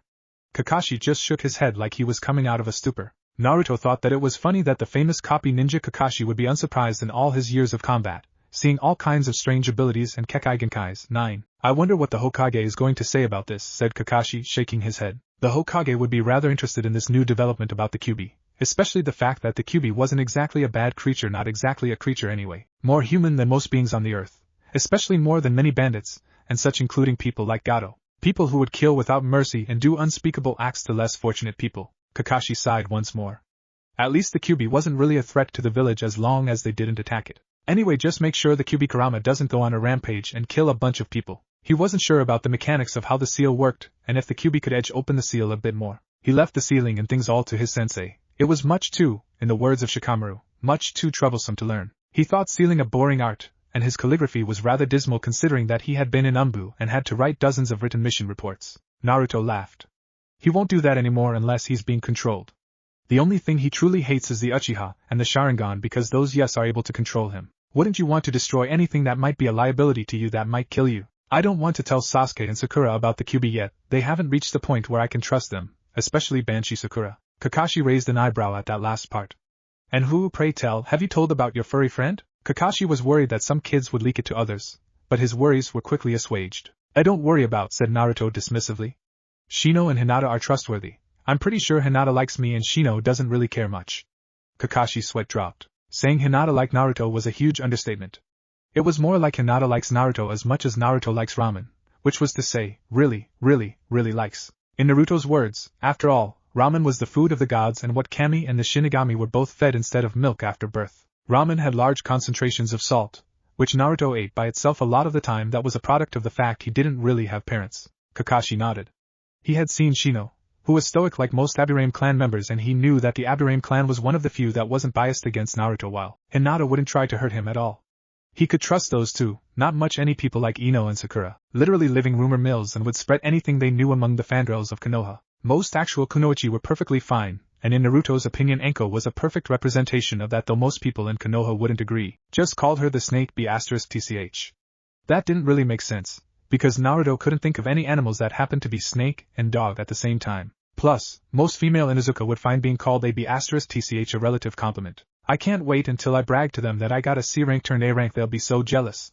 Sang Naruto. But anyway, we should just go to sleep now, it's getting tiring. Naruto was honestly at times as lazy as Shikamaru, and he could literally swear he had some Nara blood in him. That's definitely right, said Kakashi. I'll see you in the morning. And he nodded off to sleep with Naruto following soon after. When Sakura and Sasuke came in, Sasuke of course tried to be a little considerate, while Sakura just stomped around. And people insulted Enko for being a bad person. Kakashi had taken them out to train on the beach, and Sakura looked more ready to get a tan and relax on the beach than train. Sasuke looked annoyed at having to have Sakura around when she just fangirled over him most of the time.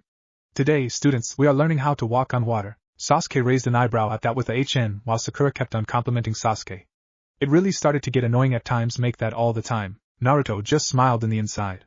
He already knew tree walking and water walking, but it was hilarious to see Sasuke and Sakura fume at having been beaten by the apparent dead last of their class. Naruto agreed in this aspect as he really thought it troublesome to study in the academy. Truly much too difficult to actually study history and all the horrible formulas and things they taught in the academy. Most of it would be extremely useless in combat, and the average frontline brawler wouldn't exactly need to know in-depth battle tactics, but the academy didn't even focus on the tactics in battle. They just focused on the feats that various Konoha commanders accomplished, of course not mentioning any other villages. Kakashi continued on obliviously, still holding his Aika book up to his face. It is very similar to tree walking, but due to the waves and small motions in the water, you have to constantly adjust the amount of chakra you send to your feet. Sakura was good at chakra control, but only because her reserves were as small as her chest. You'll have to learn how to do this subconsciously, as when you fight on the water you can't exactly focus on sending chakra to your feet in order to stay afloat. Most competent ninjas had mastered water walking and it was great for chakra control, much better than the academy leaf-sticking exercises. In Naruto's humble opinion, that leaf-sticking exercise was complete garbage. If it was good, he would have been able to use the clone jutsu before he had ended up talking to Shino. Humph, idiot civilian counselors. So why don't you try it out on the ocean? Asked Kakashi, sniggering just a bit. It would be great to see Sasuke soaking wet with a disgruntled expression on his face, both at being wet, and also how Sakura would be fawning over him. Even though fangirls generally try to support the object of their affections, those affected generally cannot get out without long-lasting psychological damage. That was noted in a research project by one leading expert in fangirls in Konoha, Uzumaki Naruto. He was plenty trustworthy, having been attacked by rabid fangirls on more than one occasion for a multitude of reasons, from insulting their Sasuke-kun to having pretended to be cool. Naruto just smirked at that, having already mastered water walking. He got ready and channeled chakra onto his feet, walking onto the water, making sure to add some slight fluctuations so Kakashi wouldn't get suspicious. Is this how you do it, Kakashi-sensei? He asked, frowning, even though on the inside he was cheering at Kakashi's shocked facial expression. He had mastered it pretty fast, but for anybody to get it on their first try would be incredible. Even with the Sharingan it would be after a couple of attempts. Kekkai, Genkai are balanced all-seeing eyes, surprising Baiju, absorbing jutsu. Sasuke stepped onto the water right after, wanting to show Naruto that he could do it too, but he immediately flailed his arms and fell into the water, with Naruto snapping a picture of his comical expression. You could actually sell that for money, fangirls would buy anything. He knew that there was one person selling Sasuke's underwear, not sure where the hell that came from. It was actually disturbing that fangirls had gotten their hands on items like that, whether it would be stealing Sasuke's underwear from the Uchiha compound or what Sasuke used as distractions or God forbid stripped him of his underwear. That would genuinely make Naruto fear fangirls more than he already did. Sakura tiptoed into the water, wanting to show her Sasuke-kun that she was superior and was able to water walk, but she immediately sank, sputtering water out in an undignified way with yet another funny expression. Kunoichi of the year, come on, isn't that supposed to mean something? In pure combat, Hinata would destroy Ino and Sakura if she even tried slightly. She was gentle and didn't like to injure other people, yes, but she would if she had to. Naruto could testify to all the times he got jukened, especially when it hit rather critical regions. It was scary. Anybody who happened to leer at her would all suffer the same fate, and Naruto could never look at her as the same gentle girl from the academy too nervous to talk with him ever again. However, it could still be said she got really nervous whenever Naruto tried to talk to her. She hadn't exactly fainted, but she had looked like she was about to explode a lot of the time. Naruto just laughed at his teammates and sensei and walked away, off to train with himself literally. Shadow clones were honestly the best thing to ever happen to man. They could do paperwork, make training easier, be at multiple places at once. What else could you ask for from a single jutsu? The Hokages could all testify to that. The bane of all Hokages was paperwork, not enemy villages, stubborn subordinates, idiot civilian councils, even though that comes as a close second, but paperwork of all things. You wouldn't understand until you saw the huge stacks of paperwork that the Hokages had to go through every single day of their miserable lives. Yep, Naruto wasn't sure anymore if he still wanted to be Hokage after seeing all the work they had to do. He thought originally that they just went out on the hardest missions and were the faces of the villages, but they had to take care of all the paperwork. Just sad. What a troublesome job that would be. So, Tazuna-san, why is Inari so moody sometimes? Asked Naruto. Inari was currently, as always whenever they were eating at the table, moping in his room. Inari at this point just didn't come out much, just going outside occasionally to wander around the town and say hi to people he might have known before Gato came in. Seeing a lot of morally lacking thugs around really made one want to avoid the streets altogether. If you got too close, they might beat you up for coming within their personal space, or they might just take your money, or if you had a business open they would just take all your goods. Even if you beat those two thugs, there was an army of them with Gato, and nobody wanted to risk anything happening to them or their families, if they still had ones. Gato had kidnapped plenty of people, especially children, to sell as slaves or other uses that he might have had. Tazuna just sighed at Naruto's question. Inari once had a sort of foster father. His name was Kaiza and he was considered a hero of this land. Tazuna didn't like talking about Kaiza because of what happened to him, but he was a hero that should have had his name sung in songs, not to be killed and strung up on some cross by the thugs of a small man in more ways than one. So basically, Inari got a foster father who was nice to him, who was then tortured and killed because Gato was an asshole. Ugh, what a, said Naruto, grumbling and rubbing the back of his head. Gato really was quite devious, killing people because they could be a liability in the future. But then again, he ran a company that probably trafficked drugs and slaves and the such. One couldn't expect much ethics from someone who did that and probably allowed his thugs to run wild, doing all sorts of things such as mugging random men and then killing those said men along with doing inappropriate things to women. Kakashi agreed with him on that sense. He was perky, but he knew the difference between one of those Ika books that he read and the people in real life, though Jiraiya would argue his books were better than real life. That is correct, said Tsunami, nodding, serving a couple cups of tea, of which everybody accepted graciously except for Tazuna, who grumbled something about sake being the superior drink. In response to that, Tsunami got out a rolling pin, causing Tazuna to wince and pale at the sight of the mighty weapon immediately. The frying pan, rolling pin, serving spoon all were weapons of the kitchen, mainly used by fearsome warriors such as pissed off, troublesome, as Shikamaru would say, women. They could hurt a lot if wielded in the correct way, and Tsunami appeared to have plenty of practice at it. Troublesome woman, Naruto just sighed. I'm off to bed. Thinking is too hard.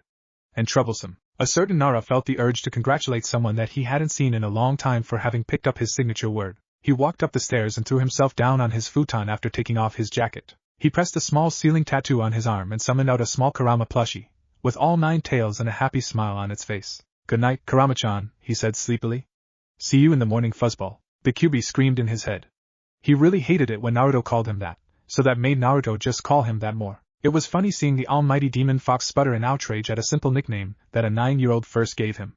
I am not a fuzzball. I am the great Kyuubi no Kitsune, the greatest of the 9 super fuzzies. So just be quiet, Kurama. I'm trying to sleep here. God damn it. Naruto had headed out into the forest to train the previous day, and had just decided to fall asleep cause why the hell not. He had thought about joining Sasuke, but Sasuke was just Chidori the hell out of a bunch of trees. Trees didn't grow overnight, Naruto would like to add. Sasuke's Chidori definitely worked, but it wouldn't penetrate anything that happened to be too thick, namely walls, rocks, and trees, among other things. All sorts of animals were in the forests, and many of them naturally gravitated to them, especially foxes who were often quite nice. People thought foxes cute, but that was until they saw a fox ripping away at a dead carcass. That was something that was truly disgusting. They were even more vicious than wolves at times. Even the newborns would rip and tear and dead rabbits or whatever animal their parents could manage to catch at the moment. The birds would land on him, probably knowing that he meant them no harm by his chakra. Animals couldn't use chakra usually, Toro was an exception, but they could sense it much better than humans and what it meant, whether if it was malicious or it be warm and welcoming. He had just woken up this morning to some rustling nearby, too quiet to be an animal most likely. He opened his eyes, stretched, and laid his eyes on another person. His eyes landed on their throat and saw an Adam's apple. MHHHHMM. He smirked. When that person would say that he was a boy, he wouldn't be surprised at all. Naruto yawned. So who are you? Naruto could tell it was the Hunter Nin from before, but you gotta have fun sometimes, wasn't that right? He would play along with the fake Hunter Nin for now. My name is Haku, said the newly named Haku, tilting his head to the side. What are you doing out in the forest at a time like this? You would catch a cold. Naruto's first impression of Haku was a nice person, but you could never be too sure. Other people's first impressions of him used to include being a useless, inherent troublemaker. Ma, don't worry about it. I don't get sick, smiled Naruto a bit wistfully. If I got sick I would skip the academy much more often. Unfair how other kids were allowed to ditch school and the boring lectures. That was true. Being sick was the ultimate excuse for ditching school and it was great, but Naruto unfortunately had never had the experience. Is that so? Asked Haku. Are you a ninja? His eyes landed on Naruto's forehead protector. Naruto already knew that Haku had connected him with earlier, but he just yawned again. Much too troublesome. It was the early morning, for God's sake, it was supposed to be a time of rest, he was supposed to be sleeping in bed, but this was much too much work. Yep, I guess you could say that. I'm from Konoha, he said, pointing a thumb to the leaf symbol on his forehead protector. Who are you? Just a person gathering some herbs to treat somebody. Why did you want to become a ninja? Asked Haku, interested in what the boy's response would be. For most it would be power and prestige, or for some revenge or hatred. There were many reasons became ninja, and most were rather unfavorable and did not work for the greater good of people. Well, I want people to notice me, but that was before. I have friends now, and I don't want them to die. Why no?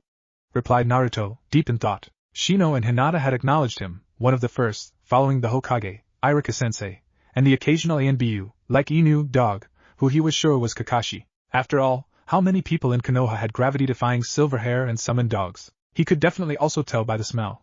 His enhanced senses proved to have many uses a lot of the times. He could hear people from much farther away, but when Sakura started yelling it really made his eardrums hurt. Banshee fangirls are very dangerous, and should only be approached with caution. You had to be armed as fangirls were known to be very unreasonable about anything, especially anything insulting their target. Then you will truly become strong. The strongest are the ones who protect.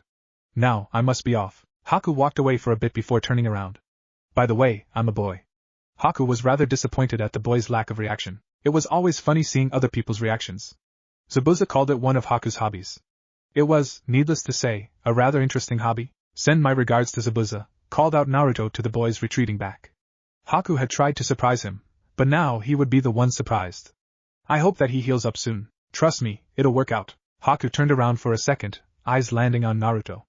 If you say so, he added under his breath, I hope it works out, Uzumaki Naruto, for the benefit of all of us. I do not wish to fight you, Kakashi-sensei. Even if we stay long enough for Tazuna to finish the bridge, won't Gato just destroy it? Asked Naruto. He would much rather not have to fight Haku, as he seemed a good person even if he was working with Zabuza. Sometimes people's innate loyalty could be a bad thing, even though it was a trait that most humans did not possess and was highly valued. Haku was no doubt powerful, and that could be used to convince the elders of Konoha to let him join up. After all, Zabuza was a relatively good person if not for his methods. He had been driven out of Kiria attempting to overthrow the leader, who at the time was pretty crazy with all the bloodline purges and nonsense that happened all over there. Kakashi just tilted his head. What do you suggest we do about that? Kakashi was honestly too lazy to think about anything important, but he would say that his porn was important, to which Naruto and many kunoichi of Konoha would all agree with. Jiraiya's smut was nothing but smut for the most part, very little actual storyline in them, and just filled with smut, smut, and smut. Naruto had read Jiraiya's first book at some point, finding it in his father's house, which he of course explored once the Kyuubi told him about his parentage and that he could bypass the seals, which in his humble opinion was much better than the books Jiraiya currently wrote, even though they didn't sell at all. Not a single soul bought those books that wasn't convinced to buy Jiraiya, namely his star pupil the Yondaime Hokage. I say we get rid of Gato. He's been pretty annoying. Bet you 100 Ryo that the huge mansion over there is his house. Of course the huge, overly extravagant mansion would be Gato's house. He would probably accept no less and order his thugs just to murder anybody who would suggest that maybe it was a bit too big, overcompensating. Gato was definitely rich enough to afford the house and wouldn't allow anybody else to build anything else even close to the size. I'm not stupid enough to take that bet. Naruto dodged a hook from his clones before using its momentum to slam him into the ground. He panted, really feeling the effects of the exercise. He wouldn't always be able to use his flowing henge. There were plenty of counters, and having really nice reflexes, reaction times, and speed would make any fights he had easier. I mean, being faster always helps, doesn't it? Another clone charged him, causing him to sigh. He dodged a kick and grabbed it, using it as a lever to move the clone right over him, slamming it right into the ground. As another trio of clones rushed towards him, he dodged one punch, barely dodged another kick, God bless flexibility training, and bent backwards under a punch, flipping backwards and using his feet to nail the clone right under the jaw. Useful move that, so Naruto had a small blunt spike attached to the back of his sandals. There were just more weights on top of all the weights that guy had provided him with, though he was nowhere near how much Lee used. Naruto wasn't sure how Lee could even move most of the time. Naruto quickly made the hand seals for wind style, great breakthrough, taking in a lungful of air before expelling it. He wouldn't do it full power, of course. He didn't want to knock all the trees down, which would be extremely troublesome to explain, so he went about a quarter, blowing some of his clones off their feet, followed by a shunshin to behind all of them, dispelling all of them with a single blow. He then dodged a couple of tripwires, courtesy of some of his clones who had been assigned to make traps, followed by ducking under another punch, then using some wind chakra on the edge of his arm blade, extending it so that it cut through the clone, dispelling it. Wind chakra was useful indeed. Now that seems like fun, drawled Kakashi lazily, eyes still on his book. Kakashi generally disliked training them, instead giving them exercises for them to complete, ranging from doing a certain number of laps around Konoha to going through an obstacle course until you could get it down to a certain time, maybe chakra control exercises at times, and all sorts of other things. Jutsu-wise he didn't teach them much, but he did teach Sasuke the Chidori after Sasuke kept on annoying him. He obviously taught it in the worst way possible as to make sure Sasuke would be stuck on that for a long time. It was funny to see Sasuke curse again and again that he wasn't able to perform it, mainly because he ended up doing it wrong every single time due to Kakashi's fake guidance. It was funny to see the last Uchiha's face twisted in annoyance at not being able to perform a single jutsu. Naruto fake smiled at Kakashi. Would you like to join me, Kakashi-sensei? It would be funny indeed to see Kakashi attempt to make his way through a bunch of tangled ninja wire. Maybe his mask would fall off. That would most definitely be a rather welcome surprise. Kakashi's sweat dropped at Naruto's expression. I mean I have other things to do. Kakashi knew that expression would mean him no good. Only pain. He had met Enko and was pretty sure she had passed on some of her homicidal tendencies to Naruto, and that was not good. Naruto immediately transformed into his female form wearing rather showy clothes and rubbed himself against Kakashi's side. Please, Kakashi-sensei? Please? Kakashi was rather susceptible to these kind of things, being the closet pervert he was. What else could you expect from someone who actually enjoyed reading Ika Ika? Kakashi just blushed in response to that, and immediately body flickered away. Naruto released his henge, laughing at where Kakashi had just stood. It would be rather embarrassing for a jounin to like one of their genin students. This was excellent blackmail material. Just wait until Enko heard about this. She would be teasing Kakashi for a very long time with a multitude of ways. Enko had some rather interesting ways of doing things, especially exercise routines. Naruto just shuddered at the thought. They were effective, at least. Kurama was taking a nap at the moment. Naruto thought that sometimes Kurama was just as lazy as Kakashi-sensei, but that was definitely not true considering most of Kakashi's habits, nearly most of which was reading his interesting books. The Kyuubi didn't exactly care about those books, but judging what he said to Naruto, sometimes the Nibi would definitely like those books. This was the Baiju who told their Jinchuriki to drag whoever they liked into a dark closet to do rather interesting things. Definitely a fan of Ika Ika. Naruto didn't care for Ika Ika, but he had his own books that he enjoyed reading. Few ninjutsu books were always welcome, but it was hard to find any books that talked about more exotic variants of seals that he could use. It was mostly just the basics, same old, same old. Sakura was standing on the water, attempting to improve her rather minuscule chakra reserves, while Sasuke could finally stand on the water, albeit a bit shakily. Naruto rose up from behind a bush, clapping. Bravo, bravo! The great Sasuke has learned the art of water walking. He knew that would get on Sasuke's nerves, but he really needed to teach Sasuke to loosen up more often. It was annoying being on a team with an emo, especially one who only ranted about killing his older brother and restoring his clan. Naruto wondered if he would try to get the CRA enacted on him, but he didn't know if Sasuke was that kind of guy. Naruto also wondered who Sasuke would restore his clan with. There weren't any likely candidates. Sakura was well, Sakura. You know, Banshee fangirls really don't make good wives, nor do any fangirls, including Ino and nearly every girl their age at the academy. Too bad for Sasuke. Sakura immediately screamed at him. Stop trying to insult Sasuke. Naruto turned on the mute button on Sakura. It's hard to find it, but it is possible to mute someone. Sasuke nodded out of appreciation to Naruto. Nobody really wants to hear a fangirl scream at all, does anyone? Sakura just screamed noiselessly, no doubt attempting to get him to unmute her, or maybe her precious Sasuke-kun would help her. Naruto tapped on Kakashi's shoulder, careful not to wake up either Sasuke nor Sakura. Yo! Kakashi-sensei! It's time! He whispered in his ear. Kakashi got up lazily, looking at him. You go on ahead, I'll be right with you. Naruto nodded, strapping on his kunai and shuriken holsters in preparation. He then walked outside, waiting for Kakashi-sensei to join him. Naruto nodded at Kakashi, and as Kakashi slipped into the darkness he strode right up to Gato's mansion, ignoring the very shocked guards that had been attempting to intimidate him. It was so funny that many people just ran away at that, but if they just strode on they could get right past them. As the thugs attempted to cleave him in two with their assorted weapons, he just activated his flowing henge and strode by, attempting to convince the thugs that he was a ghost. Can't you just let Mr. Ghost through? It's annoying with you all standing there. The thugs, after hearing that, for the most part screamed, dropped their weapons, and ran away. Naruto smirked at that. Experienced thugs, what a joke. Thugs shouldn't be scared of things like ghosts.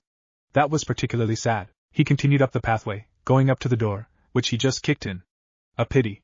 The door looked rather expensive and made out of rather rare wood. Naruto would have much liked to take it off its hinges and install it on his own apartment. The inside was rather lavish, with huge painting hung up on the walls, huge carpets on the floors, and ornate furniture that were made of types of wood that Naruto couldn't even name.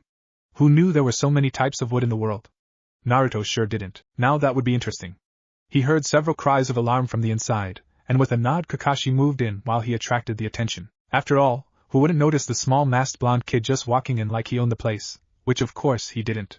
He definitely wished he did though. Some thugs stepped out. Hey kid, you should get out of here. Wouldn't want you to get hurt, would we boys? Jeered yet another thug. How many were there? Naruto really wondered if one of Gato's thugs knew the shadow clone jutsu along with henge. That would be a way to explain the multitude of troops that Gato had access to. He really wondered why they didn't just revolt and steal all the money from Gato.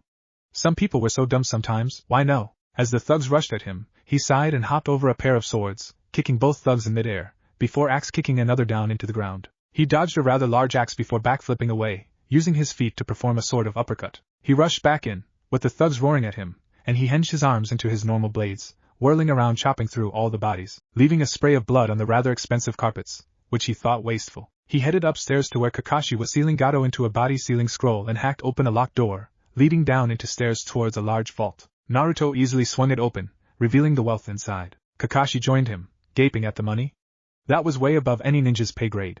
Glittering bars of gold and piles of Rio were littered all over the ground of the vault. They looked at each other with identical smirks. This was going to be good. When they got back home, they would be rich. They met with Zabuza and Haku on the bridge, with Haku in his Hunter Nin outfit. They hadn't thought to bring Sakura because she would just start screaming at everybody, and Naruto would like to say that he has really sensitive ears. Sasuke was there to give the occasional HN. Kakashi started the conversation. So Gato's dead. You still want to kill the bridge builder? Not in particular, I guess, said Zabuza, holding his Zanbatsu over his back. We needed the money. Naruto nodded sagely at that. So what did you need this money for? Asked Naruto, intrigued. Haku was staying silent all throughout this conversation, no doubt waiting with bated breath to see what would happen. We needed to start a rebellion back in Kiri. The fourth Mizukage is an asshole with his bloodline purges and all of that nonsense. So how would you like to join Konoha? Asked Naruto, getting rather shocked looks from the people around him. Kakashi had to preserve his dignity, and quickly just raised an eyebrow at that. Guy would never let him live it down if he heard about Kakashi looking shocked at something. Didn't you just hear what we said? Asked Zabuza with an incredulous look. Yagura is being rather murderous right now. Will Naruto tapped his head. There is already a rebel faction, so that's taken care of, and I think you would like it for a place to hang your coat somewhere while you're resting, you know? Zabuza looked at him dubiously. I doubt the Hokage would welcome us with open arms. I'm sure Gigi would open you guys with open arms. The council would definitely welcome Haku. You know, new bloodline limits and all that. Naruto added on to that before Zabuza misunderstood anything. The CRA is optional. Don't worry about anything like that. I guess that would be reasonable. Meet us at Tazuna's house tomorrow. Naruto turned around, ready to leave. Oh, and Haku? What Naruto? Dispelled the henge. I'm not stupid enough not to notice that. We don't care about your goddamn gender. Haku just stared after Naruto for a little while before snapping out of it and dispelling his henge. A Haku with a slightly more inflated chest stood there. Snowflake-chan, the rabbit? Haku, can I keep him? Haku's sweat dropped at Naruto's antics. Naruto generally had two modes, his Kakashi mode, which was obviously self-explanatory, but of course without the Ika, and then his slightly insane mode. He even had Henges to switch in between, and right now, he was most definitely in his crazy mode. In Wave Country, they unloaded a large portion of money for the villages while keeping a sizable portion for themselves, of course split two ways, because after Kakashi needed money to buy special edition Ikas and Naruto lived alone. Those were totally all their motives, of course, no funny business here. Definitely. On the trip back to Konoha, most bandits shed away from the sight of Zabuza, as after all, who would want to face a sword as big as that one? Naruto had constantly bothered Zabuza to let him try it, and every time Zabuza just looked at him with an annoyed expression. Sasuke shared that some irritation, while Sakura simply fawned over her Sasuke-kun. Naruto was just cooing over the small rabbit, making both Haku and Kakashi's sweat drop at the sight. Snowflake-chan, he snatched the rabbit straight out of Haku's rather surprised hands, and began rubbing his face all over the rabbit, who was looking a little bit like Tora getting squeezed half to death by the daimyo's wife. But Naruto soon noticed and loosened his grip, and fed the now satisfied rabbit a small bit of hay. He had a portable garden in a seal, after all basically a storage seal for a plot of land. It was nice in there, and he hadn't showed it to anybody but Old Man Hokage, Shino, and Hinata. Shino had really helped in making sure that the ecosystem of his pocket dimension was stable. The seal was located in a scroll in one of his ceiling tattoos, and in this case, the one right above the QB seal, used for keeping all the extremely important things. Haku looked at Naruto with a weird expression on her face. So where are you going to stay in Konoha? Asked Naruto, bouncing around again, hitting the non-existent ceiling somehow. Are you going to buy an apartment? You can come to my complex. Nobody wants to live there, so it's much cheaper. Why wouldn't anyone want to live there? Asked Haku, frowning slightly. Naruto was both weird and loud, also quite fond of pranks when in his insane mode, but that would be no reason for everybody to want to stay away from a 7-year-old boy. It was quite strange, because I live there, you know, I have a furry friend. You know, like that Yagura person you were talking about. That guy had a pet turtle, didn't he? Zabuza's eyes widened ever so slightly at what Naruto was implying. Konoha had exactly one Baiju, the Kyubi no Kitsune, and apparently Naruto was the nine-tailed fox's Jinchuriki. That would be some form of a letter on introduction. It was rather rare for Jinchuriki to be close to village leaders though. Usually they were kept on the outskirts of the villages, but there were exceptions, namely Yagura, who was the Kage. It was funny that villagers when abusing the Jinchuriki never thought of it as bullying a 6-year-old child. Quite strange to say the least. Naruto walked into the Hokage's office in his Kakashi mode, scratching the back of his head. Haku held Snowflake in her hands, who was sleeping soundly while Haku scratched the rabbit's ears. Sasuke and Sakura were going to catch up soon because Sasuke didn't know the Shunshin as well as he and Kakashi did, while Sakura didn't know it at all. Sasuke probably was going as fast as he could because he didn't want to be with the banshee known as Haruno Sakura. Hey Hokage-sama, that's Momochi Zabuza, demon of the mist, and his apprentice Haku. That rabbit's named Snowflake. Sakura and Sasuke should be coming in soon, and— Wait. Slow down. Did you say Momochi Zabuza? Hiruzen couldn't believe what he was saying. Zabuza Momochi, the demon of the hidden mist, one of the 7 swordsmen of the mist, wielder of Kubikuri Hocho, the executioner's blade, among many other titles. It would be extremely strange to hear that someone who massacred their entire academy class would pop up in Konoha of all places. Maybe in Iwagakure of Kumogakure. But it would indeed be strange for someone like that to arrive in what was generally thought of as the softest of the hidden villages, which was indeed true judging from the academy curriculum, courtesy of the damn civilian council. Zabuza looked up at that. Yeah, I'm right here. What? The Hokage started waving his hands in front of his face. Back the hell up, start from the beginning. Did you say something? Asked Naruto, smirking just slightly under his mask. Kakashi looked very proud of his apprentice while the Hokage just face-palmed, giving up. Why are you doing that, Hokage-sama? Asked Naruto again. It was funny to see the honorable Hokage this way. Honorable my ass. He had a library of Aika in a safe in his desk. Closet pervert, more like. The Hokage would never let Jiraiya know that he liked his books, however. It would inflate Jiraiya's ego even more than it already was. Stop ignoring, damn it! I'm your Hokage for God's sake. Now the Hokage was acting just like Guy. Now that was definitely something to commemorate. Hey landlord-san, I've got 2 people who live in the apartment complex that I live in. Cried out Naruto, knocking very hard on a door. The man walked out, surprised that anyone would take the demon child's recommendation. He personally held neither love or hate for the child, but he was rather annoyed that a lot of people decided to move out as Naruto moved in. He looked at Haku and Zabuza, carefully scrutinizing them. Naruto looked at his handiwork with satisfaction. He had neatly destroyed the wall in between his and Zabuza/Haku's sections, leaving the 2 homes joined together. The landlord had agreed that he could, as long as when either of them moved out he would replace it. The landlord was rather nice and understanding. After all, most people wouldn't let the demon child stay near them. They were more likely to attempt to assassinate him in his sleep. But courtesy of a few seals he placed, anybody who happened to try would get quite a nasty surprise. They had indeed caught several people attempting to vandalize his apartment, and it was needless to say that they wouldn't be coming back for more anytime soon. Hinata was a really nice girl and Naruto thought she was cute, but sometimes he felt that she just wasn't really the one for him. He would probably be the overworked husband who couldn't spend time with her, and she deserved more.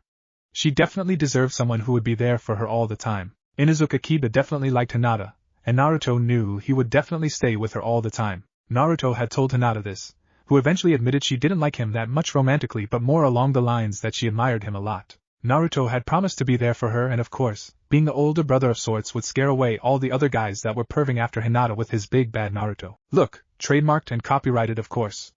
Shino could see the logic in that and didn't attack Naruto for being the inconsiderate bum that he was, especially before he met Shino. He hadn't really realized that Hinata liked him, which led to many situations that which he rather would have avoided if he had the chance. Hinata! If you don't try harder, you won't hit me. Hinata had gotten a lot over her timidness, though she intended to unveil it at the Chunin exams. Naruto was confident that Kakashi would enter them in, causing the other Jounin sensei to do it too in order to look like they were confident in their teams. Hinata still didn't exactly like hitting her old crush, but she would get over it, just like Naruto got over his qualms of letting Sakura hit him, which was plain stupid, and now slapping her casually whenever she did something stupid. Sakura had gotten a bit better when she dropped her diet and began seriously training because of the situation in Wave, but she still fangirled over Sasuke relentlessly. It was an improvement though, a big step in the right direction. He wasn't sure how her rival Ino was doing because he hadn't really met with anybody else from his class in the academy for a time. Shikamaru and Choji were most likely either too lazy or too busy eating while Kiba and Ino just thought he was a lame dead last. They do whatever they want as long as it doesn't hurt Naruto's ears. Naruto could swear his ears got permanent damage from Sakura's occasional screeches a while ago before she stopped screeching as loudly. Hinata sped up her strikes while Naruto attempted to avoid the temptation of activating the flowing henge jutsu, but that was honestly besides the point. He definitely needed that speed upgrade. After all, being unhittable didn't mean he could attack his opponent either, and he wasn't one to rely on lucky shots. Naruto weaved through the strikes, before one to his arm disabled the tenketsu, at which he activated a seal there to undo the blocking. Seals could really do anything and Naruto wondered why they didn't mention seal work and how to use it in the academy. Probably cause the civilian counselors who thought up the curriculum all only cared about flashy ninjutsu and genjutsu or taijutsu. They had only a couple days devoted to any actual weapons wielding for some reason, most likely because some civilian probably cut themselves on a sword or something. Naruto honestly had no idea why that was the case. Hinata stopped and panted while Naruto just stood there. After all, he had monstrous stamina courtesy of the Kyuubi. When he said monstrous stamina, he meant it. He could exercise over the entire night without pause as long as it wasn't Guy or Lee training. Those two trained on a whole other level. Enko liked to think that she had the hardest training regime in Konoha, But even she had to admit that Guy and Lee did things that she thought were physically impossible. It was a wonder that their bodies hadn't given out on them yet. Good job, Hinata, you definitely got faster, congratulated Naruto. And you've increased your stamina. Shino, on the sidelines, nodded to that. He also had larger than normal stamina due to his Kakachu being able to give him a chakra boost when he was low on said energy. Hinata had learned Juken along with a few long-range water jutsu to get her opponent to get closer. After all, what was the point of taijutsu if your opponent could just run from you while shooting ninjutsu and genjutsu at you? Shino had improved his bugs and along with Naruto and Hinata were experimenting with large groups of Kikachu and ninjutsu. They had managed to get a small swarm of bugs able to perform a small fire jutsu just big enough to light a candle. Imagine if they could do something bigger, on the scale of fire style, Great Fire Annihilation. Now that would definitely be a sight to see. A bunch of bugs performing jutsus better than most genin could. Shino's father had approved of these methods as he was very interested in where this would go. Unfortunately, Shino had lost bugs testing out these jutsus and insisted on giving each one an individual grave. Now that was a great use of the Kage Bunshin technique, maybe on par of the level of using it to do paperwork much faster. Haku had been attempting to help him in speed training while Zabuza just sat on the sidelines, laughing every time Naruto tripped over something or crashed into something every time he attempted to move at much higher speeds. Haku had gotten him to go through an ice obstacle course that Haku changed every time he went through it, just to make sure it isn't muscle memory. In Naruto's opinion, it was more along the lines of just to make sure that you suffer a bit extra. Zabuza had attempted to teach him a small bit of kenjutsu, but Naruto preferred the higher speed of his arm blades, which he was more used to and could extend them about 3 inches now with the aid of wind chakra. Naruto actually visited the shinobi library occasionally these days, having gotten over his hate of books, and there was plenty of information there on all sorts of subjects. Although it was rather annoying to have the librarian shoot him dirty looks all the time, he had challenged Zabuza to go through the course, who just broke all the obstacles and body flickered straight through. When Naruto attempted to do this, he received a scolding from Haku, and just gave a pout in return. Haku and Zabuza were nice roommates, and he often took some of Haku's cooking, which was quite good. Naruto could see why Zabuza was so hellbent on keeping Haku around. She would definitely be a godsend on any mission that sent them outside of Konoha. She was especially good with any wild ingredients, and Naruto had plenty of those in his mini ecosystem. There was a small forest around his small encampment. The artificial sun had been very hard to make, but eventually he settled for collecting light using solar panel-like seals, which he then redirected straight into his small pocket dimension. He of course would much rather have an actual sun, but that would be an extremely interesting process if he had tried to get a hold of one, but that was most likely impossible. Snowflake-chan had his own room, courtesy of Naruto, with plenty of toys and interesting things all over, and Naruto had made sure to seal shut any cracks to keep bugs from getting inside, especially where they could infest the rabbit's small food trough of sorts. Zabuza raised an eyebrow at the small rabbits but stayed silent because it didn't exactly affect his room. Naruto was pretty sure that in the one time he had taken a peek that he saw a glint of orange in the closet. Could it be that Zabuza read Ika? Hey, Zabuza and I. Naruto had taken to calling Zabuza his older brother even though there was a rather large difference in their ages for an older brother. It would be more akin to Tusan based on ages alone. But in Naruto's opinion, Zabuza was much too immature for him to call him his dad. Dads were supposed to be responsible after all, right? What brat? Groaned Zabuza. Whenever Naruto asked him a question, it always led to something bad for him. Do you read Ika? Whatever question Zabuza was expecting, it was most definitely not that particular question. Who would think the famed demon of the mist was a closet pervert after all? Well, Jiraiya of the Sannin being a shameless pervert could be counted as an exception to that rule. Zabuza spluttered, spraying his tea all over the table, which Naruto casually wiped away using some towels. Haku, after hearing the question, turned around and looked at Zabuza with a questioning look on her face. Zabuza responded before Haku would kill him. What makes you think that?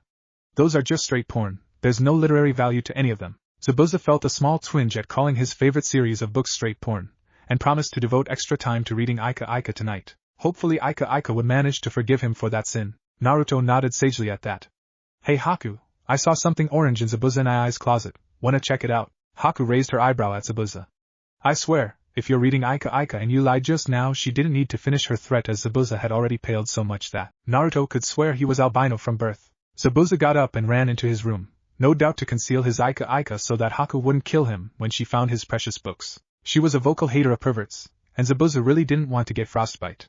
Haku could do many cruel things. When someone had happened to peek on her in the onset and got caught, she threw a bunch of ice on where it hurt the most. The guy was never the same again, and never dared to come back to peek on that particular hot spring again. Haku could be real nice sometimes, but other times not so much. Her gentleness was just a facade, both Naruto and Zabuza would tell you. After all, they both lived with her. Time skip, Chunin exams. About 6 months later, Naruto was waiting on the Team 7 bridge of Kakashi to show up. Ugh. Sometimes having late senseis was really annoying, especially when it's more than 3 hours late. Naruto had come 2 hours late on purpose, not wanting to have to wait for Kakashi-sensei. But Kakashi always somehow managed to come 2 hours after everybody else showed up. Naruto supposed it was some jutsu that allowed him to do such complicated acts. Sakura had arrived before him, like the civilian book-smarts girl she was, and Sasuke had arrived just after Naruto. Naruto honestly thought that Sasuke waited in the trees until Naruto arrived, only then walking out onto the Team 7 bridge. Kakashi did eventually show up, scratching the back of his head sheepishly. Sorry I'm late. There was an army of black cats with spears and weapons, so I had to go the far way around. Naruto face-palmed at that. Cats were very nice after all, especially Tora. Tora still showed up from time to time, and it was free entertainment to watch other genin teams attempt to chase Tora, and Tora told him plenty of rather interesting stories about his adventures and the poor ninja who were assigned to chase after him. Of course, Sakura screamed. That's a lie. At least Naruto had figured out where her mute button was and had told both Sasuke and Kakashi. He still wasn't sure if he should have told Kakashi, because, after all, with great power comes great responsibility, and he wasn't sure if Kakashi was ready for that. But anyways, he hit her mute button after giving her a warning, and afterwards, she started screaming soundlessly, and both Sasuke and Kakashi had nodded in appreciation for his great deed of muting Sakura. Kakashi continued on. And then a bully took my lunch money, so I had to go home and get more, but then there were black cats in front of all the doors and windows, so I had to wait a bit longer. Naruto just facepalmed at Kakashi's antics. Leave it to him to make the most unrealistic reasons to be late. Just give us the damn Chunin exam applications already. Naruto had seen many foreign ninjas in the village lately, namely a weird tall guy wearing makeup in a cat suit, and blonde girl with a battle fan, and a redhead with a gourd on his back. They were from Suna, and in Naruto's opinion, they were extremely strange. After all, what kind of guy wore a goddamn cat suit? When Naruto brought it up to him, he had been quite mad. Flashback. Naruto was walking down a small road, in idiot mode of course, when he saw a rather large boy with a large bandage thing on his back holding up a small kid, who Naruto recognized as Konohamaru, who was the Sandame's grandson. There was also a blonde girl standing next to him who was just sighing at the guy. Kankuro, just let the boy go, we don't have time for this. Well, this punk ran into me and he need to learn some manners, yelled Kankuro, still not noticing Naruto. Weren't ninjas specifically trained to have situational awareness? Hey there! You in the cat suit and makeup, Naruto said, hands in his pockets. You should really put him down. After all, he's the grandson of the third Hokage, you know. Naruto really didn't want to have to fight him. After all, it would be very troublesome and he was still a bit sleepy. So he just took the diplomatic route of, hey, if you harm him you're really screwed. After all, it always worked. The newly named Kankuro turned and looked at him with a sneer. Are you really telling me that this shrimp is the Hokage's grandson? Ha! Kankuro spat, Konohamaru kicking at him wildly, missing every time. Heh. Ebisu was after all an elite trainer, and Tokubetsu Jonin. Nice. Then Naruto's first words registered in his mind. Hey! It's not makeup. It's war paint, goddammit. Naruto tilted his head slightly and spoke to Temari. Bet 500 Ryo he got his first war paint from your cabinets? Temari attempted not to laugh while nodding. Naruto had got it correct right on the mark where it hurt. I'm gonna kill you, kid, growled Kankuro. Temari was attempting not to facepalm or laugh her ass off. It's not worth it, let's just go before Gaara comes by. Naruto really wondered who this Gaara was. Apparently, judging from how the girl was acting, this Gaara character was pretty scary. People thought he was scary sometimes. A redhead then dropped out of tree, hanging upside down, feet sticking to the branches. Hey look! It's a tree man with a gourd on his back. Can I have one too? Shouted Naruto rather excitedly. How expensive are those? Huh! Huh! Temari looked rather scared for Naruto's life. The redhead just continued looking at him. Mother wants your blood. Naruto just nicked himself with a kunai on his arm, dripped some blood into a bottle, and tossed it to Gaara. There. Enjoy. You can find plenty of extra blood at the Konoha blood bank. He skipped away after that, leaving Kankuro and Temari with disbelieving faces and a satisfied Gaara. Why couldn't anybody understand he just needed a little bit? Blood was very useful, after all. It was the perfect seasoning for a bit of meat, or it could be used to identify someone. He really had no idea why nobody wanted blood. And flashback, Kakashi's jaw dropped. How did you know? Kakashi didn't think that most of his students knew what the Chunin exams were, much less that it was the time of the year to take them. Naruto scratched his head rather sheepishly. Well, I saw some foreign ninjas and stuff, and some Chunin and Jounin were talking about it. Kakashi sighed and handed out the forms. So much for surprising his cute little genin. If he didn't know better, he could have sworn they had already forsaken him. If only he knew. They had walked right into the Chunin exams' first building, when a green spandex-wearing Rock Lee came up to greet them. Sasuke and Sakura didn't exactly remember the two from the academy test day because their minds had purged themselves of such horrifying memories. Uchiha Sasuke, I wish to challenge you, the genius and prodigy of your year, as the dead last as mine, to prove that hard work can trump any amount of talent, yelled Lee, causing Naruto to sweat drop and facepalm at Lee's volume. It was nearly as high as Sakura's volume, and that was saying something. That was all before Lee noticed Sakura. "Oh, my beautiful cherry blossom. Would you like to go on a date with me?" asked Lee, causing Naruto to moan in embarrassment for his friend and sparring partner. Sakura looked horrified at him, and his eyebrows and his green spandex and everything else asking her for a date. In her opinion, it was straight out of the scariest horror movies she had ever incidentally watched. Sakura screamed. "No, I don't want to go on a date with you." Stay away." Lee looked saddened at this, but of course he had other things to say as always. "It seems my flames of youth are not bright enough." "That is fair. I will train harder to fan my flames of youth to even higher magnitudes," shouted Lee again, causing Naruto to hold his ears in pain. Enhanced senses were so troublesome sometimes. "Ugh, it looks like your flames of youth are a bit too bright," said Naruto under his breath. "No matter. Go on, fight." He raised his voice at the end there, and Lee and Sasuke both nodded, squaring off against each other, Lee holding an arm behind his back and one in front. 3, 2, 1, go!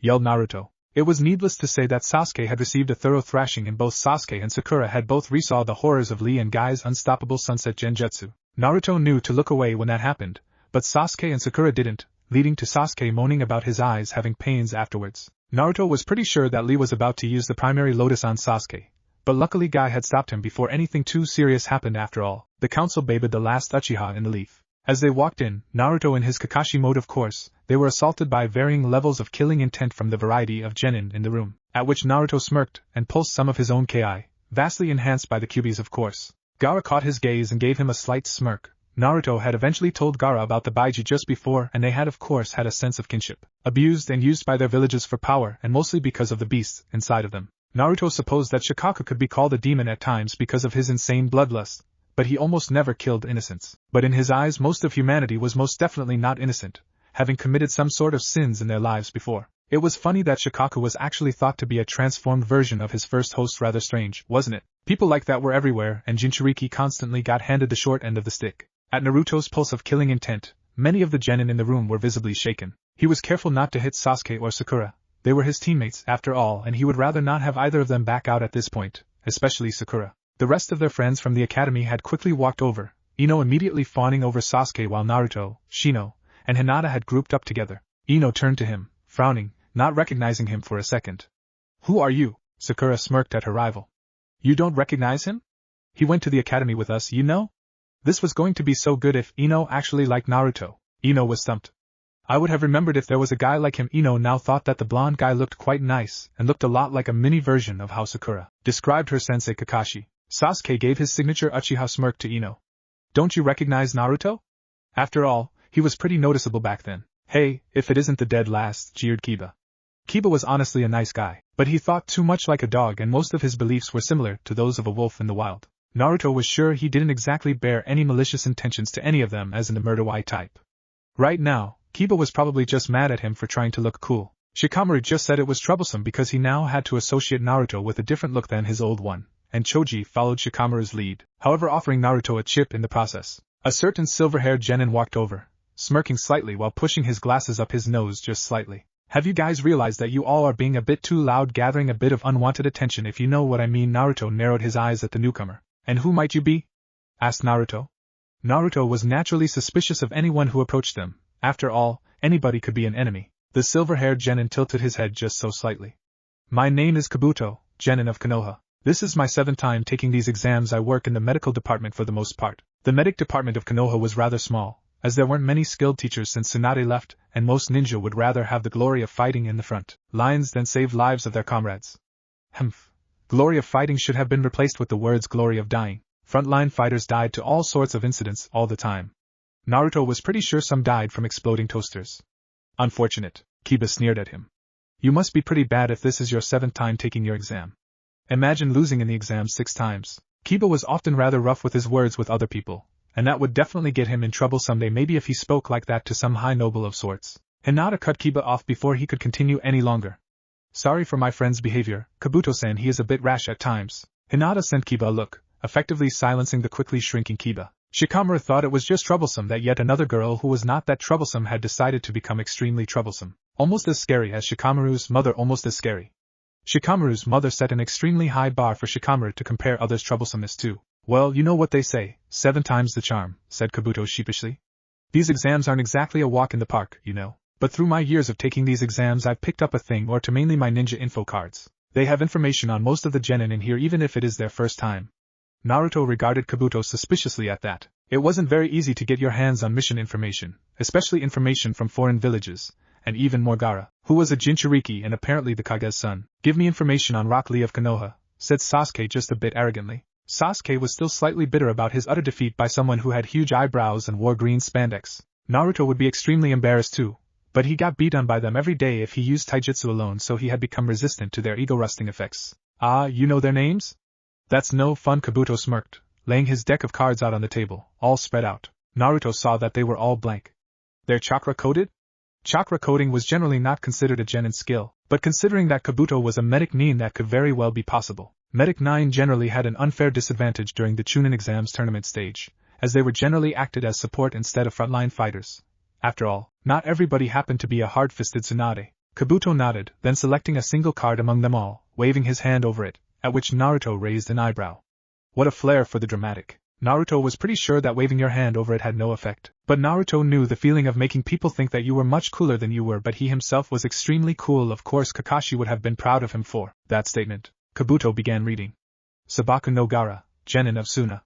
His teammates are his older brother and sister, Kankuro and Temari. His sensei is a jounin of Sunagakure named Baki, while his missions include 37 D ranks, 12 C ranks, and 1 B rank. A/N. Not sure if the mission information is correct, too lazy to go back and rewatch the anime or anything. The most surprising thing about him is that he completed all of his missions without so much as a scratch, which in a B rank is a very impressive accomplishment for genin, the cannon fodder of the villages. He winked at them. This year, I would mainly watch out for the Suna team, they seem plenty dangerous. Kusugakure is a rather small village while Amigakure is still in the state of a war as far as I know. Otogakure will probably be weak as they are a village that has just been recently formed. At that, a hunched-over guy with bandages, a guy wearing a forehead protector that framed his face, and a girl holding several samban strode over, the hunched-over one attacking Kabuto. Kabuto dodged the hit, smirking, but then he cried out in pain when his glasses shattered out of nowhere. Naruto could tell that it was a sort of vibrations, probably sound, judging from his gauntlet at the fact that they were from a village literally called the village hidden in the sound. Naruto really thought that that was a strange name for a village. How does one hide a village in sound of all things? You tell everybody that Otogakure's team is going to sweep everybody this year in the Chunin exams, the bandaged one growled. A large poof appeared at the front of the classroom and everybody's attention was immediately rerouted in that direction. There was a rather large man wearing a trench coat and his forehead protector on a bandana that was wrapped around his head, covering the top. Shut up, maggots! And no fighting in the corner back there, he said in a gruff tone, nodding in the direction of Naruto and the Otogakure ninjas group. The first portion of the Chunin exams has begun. My name is Marino Ibiki, head of Konoha's torture and interrogation department, but for the duration of this test, you can call me. He gave them all a sadistic smile. Your worst enemy. Now get the hell into your seats. It was very funny seeing many of the genin all scramble into their seats. I like this human, Kurama commented at the back of Naruto's mind, causing said blonde to just sigh in response. Kurama was very strange in his opinion. As everybody eventually scuttled over to their seats and began to settle down, the proctor yelled at everybody, explaining the test. This test will have 10 questions to be completed in 45 minutes, and the last question will be given out at 15 minutes remaining. Don't ask why. You start with 10 points, and every question that you get wrong is 1 point that you lose. Every time you cheat, you lose 2 points. So if you are caught cheating 5 times, you are out no matter what. If anyone on your team gets a 0, your entire team fails. There was a lot of muttering after that. Your rankings will be determined by the total amount of points that your team happened to score. Any questions? The proctor scowled at that last part and released a bit of ki, no doubt not wanting anyone to ask him any questions. Naruto just yawned at that, causing some of his fellow genin to glare at him and release small amounts of killing intent. To Naruto, who had trained in that aspect with the Kyuubi, that was nothing. When he first encountered the Kyuubi's killing intent, he was paralyzed on the floor and his heart stopped beating. That was but a fraction of Kurama's killing intent, and Naruto wouldn't have even actually survived if it weren't for the fact that he was the Kyuubi's Jinchuriki. Being a Jinchuriki had a lot of perks, and one of them was enhanced adaptability, survivability, and extremely high regeneration capabilities. Ahem, surviving a goddamn Chidori through the chest, what the hell. He released a little of his own in the directions he felt some project his way, and he heard a few satisfying yelps. He agreed with the Kyuubi on a few things, and one of those things was that scaring other humans was an extremely fun hobby. He sometimes looked out of his apartment window, sniping the occasional civilian with a small concentrated beam of ki, just enough to make them nearly soil themselves sometimes. Heh, It was funny seeing some of the civilians who didn't let him into their shops when he was younger just pause in their tracks and go white randomly, and some hurried home to get a change of clothes.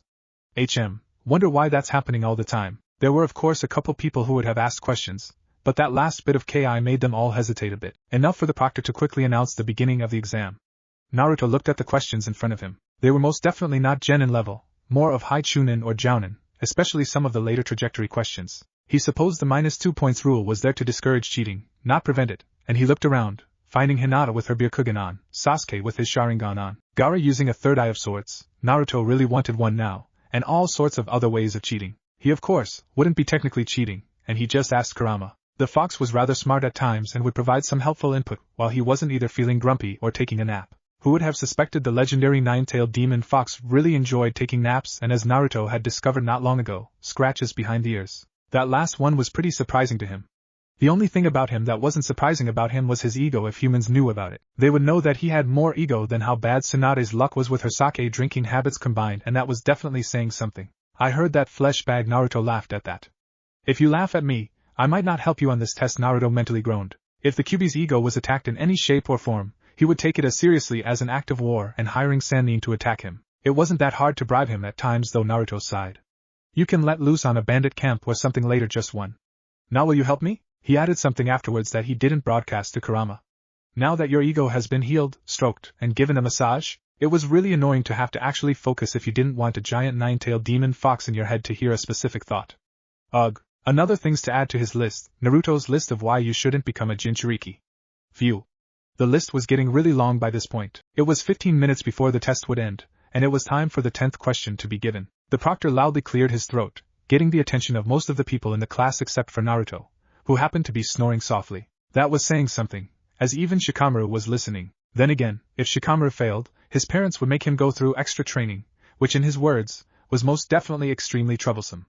Troublesome parents. Naruto wasn't actually asleep, he was just barely listening while talking to Kurama in his mind. He had converted his mind from the sewer it had once been into a much nicer place, where his memories made up a beautiful landscape while some of his random thoughts hopped around like bunnies when the Kyuubi happened to eat those thoughts. It really gave a new meaning to forgetting what you were thinking. Who would believe you when your explanation for not listening was that a giant fox ate what you were thinking at the moment?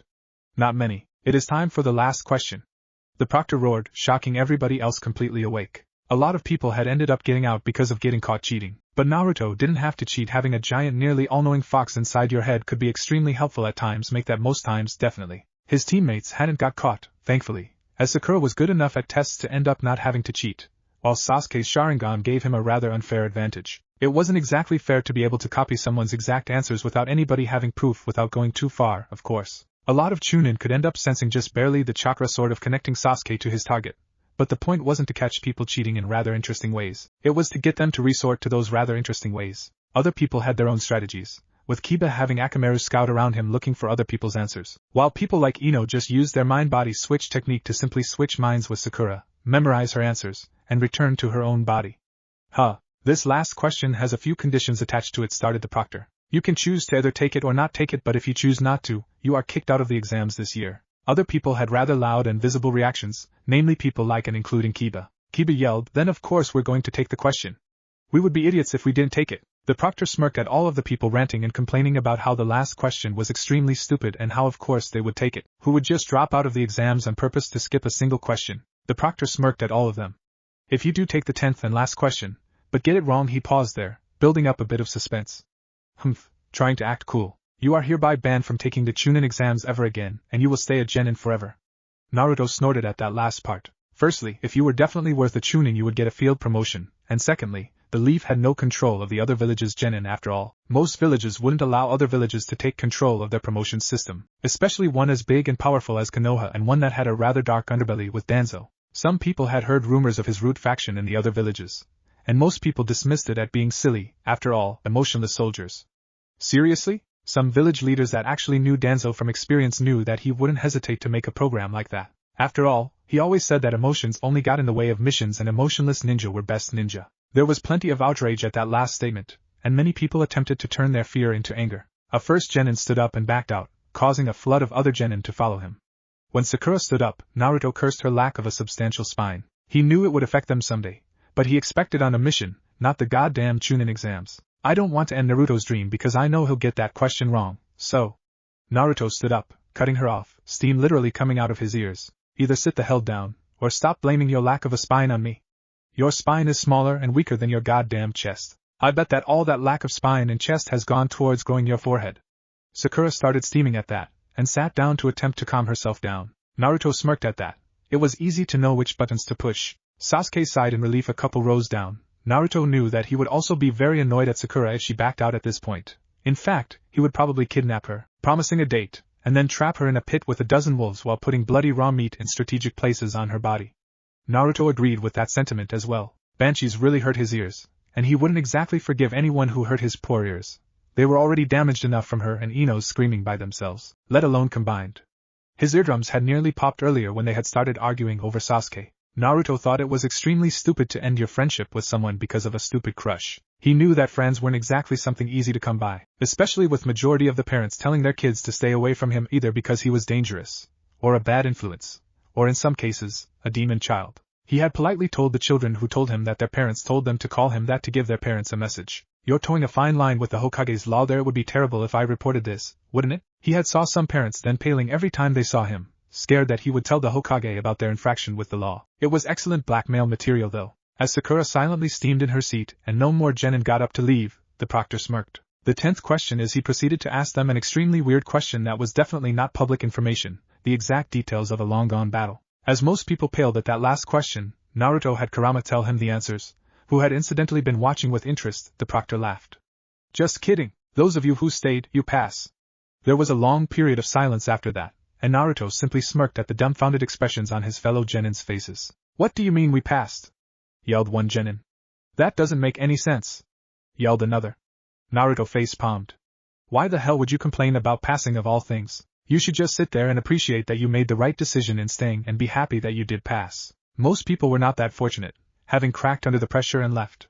Who would want to stay a genin permanently? Naruto might have left if he wasn't pretty sure that it was some sort of psychological torture, and the fact that the proctor had no say whether or not you would ever be promoted to a rank above genin. Being a genin really sucked. Ninjas of higher ranks had access to more materials and jutsu and the like, while genin had a tiny little section in the shinobi archives. Considering most genin couldn't do much elemental manipulation, maybe one or two extremely weak jutsu of their strongest element. Jounin generally had multiple jutsu for 2 elements, while some went beyond that to 3 or 4 or more. Kakashi knew at least a couple jutsu of each element through intense training, though the Sharingan had helped him a lot. The Sharingan was, after all, the epitome of balance, made with 200 years of ability design experience. The proctor laughed a little. You don't want to pass? Well, that can be arranged. The genin who had been yelling all backed up, faces pale, begging not to be unpassed. It would be a shame if you were kicked out of the exams after passing all the hard part, only to be kicked out because you complained about passing. Their Jounin senseis, their teammates, and the leader of their village would kill them for such a stupid stunt. Most villages would, but Konoha wouldn't, as they were rather soft after all for the most part. Anyways, there were 2 points to this test. The first point was information gathering, cheating if you will. If you could answer the first 9 questions by yourself, good for you. But the majority who couldn't solve them had to be able to gather information, especially without being caught. The second point was to test your nerve and your spine. Naruto shot a nasty grin at Sakura. If you are offered a mission that is extremely dangerous, but if you not taking it has severe repercussions, then you still have to take it, even with the risk. You have to take chances sometimes, and if you can't make that call, you won't fit within a Chunin cell. Risky decisions have to be made sometimes for the good of your comrades and your village. Naruto just sighed, happy that he would be able to go home and take a break, and one of the windows shattered. Or not. The blur that came in through the window revealed itself to be Anko, attached to a banner that said the sexy and single Mitarashi Anko. Not sure if that's correct, no guarantees. Anko was wearing her trademark trench coat with nearly nothing beneath it, causing several genin to get nosebleeds. She smirked at that. Like what you see? Anyways, I am the second exam proctor, Mitarashi Anko. She made a gesture towards her banner. Meet me at training ground 44 in 10 minutes. If you're late, you're eliminated. Ibiki groaned. I didn't exactly finish completely explaining the test yet. You were early again. Anko counted the teams and smirked. 26 teams this year. Ibiki, are you getting soft? Ibiki sighed in response. Maybe this year's applicants are just better. Ibiki really didn't like passing so many teams either, and he would never admit that it made him sad. Usually his methods had better results, but the blondes yelling back at his teammate had gotten a lot of the genin who might have otherwise left to stay instead. Goddamn troublesome blondes. Shikamaru agreed with that, having a troublesome blonde with him a lot of the time, his teammate Ino. Ugh, another fangirl, but not as much as a banshee as Sakura. Ibiki sifted through the test papers that he was collecting, looking between all the tests. There were some academically gifted ones among this bunch, people like Haruno Sakura and Nara Shikamaru, who wrote their own answers and figured out the problems on their own. He paused as he collected one Uzumaki Naruto's test, which was filled out in some places even more detailed than the answer key. People said that the demon brat was a useless, stupid prankster, but judging from the details on these questions, he was quite a genius and had a knack for memorizing all sorts of random information. In the top corner, there was some writing, at which Ibiki narrowed his eyes at. It was Konoha A and BU code, which a genin should most definitely not know. It read, after being decoded, Kabuto seems suspicious. He has access to information he shouldn't on those cards of his. Ibiki lifted his head and laughed out loud, a rare sight.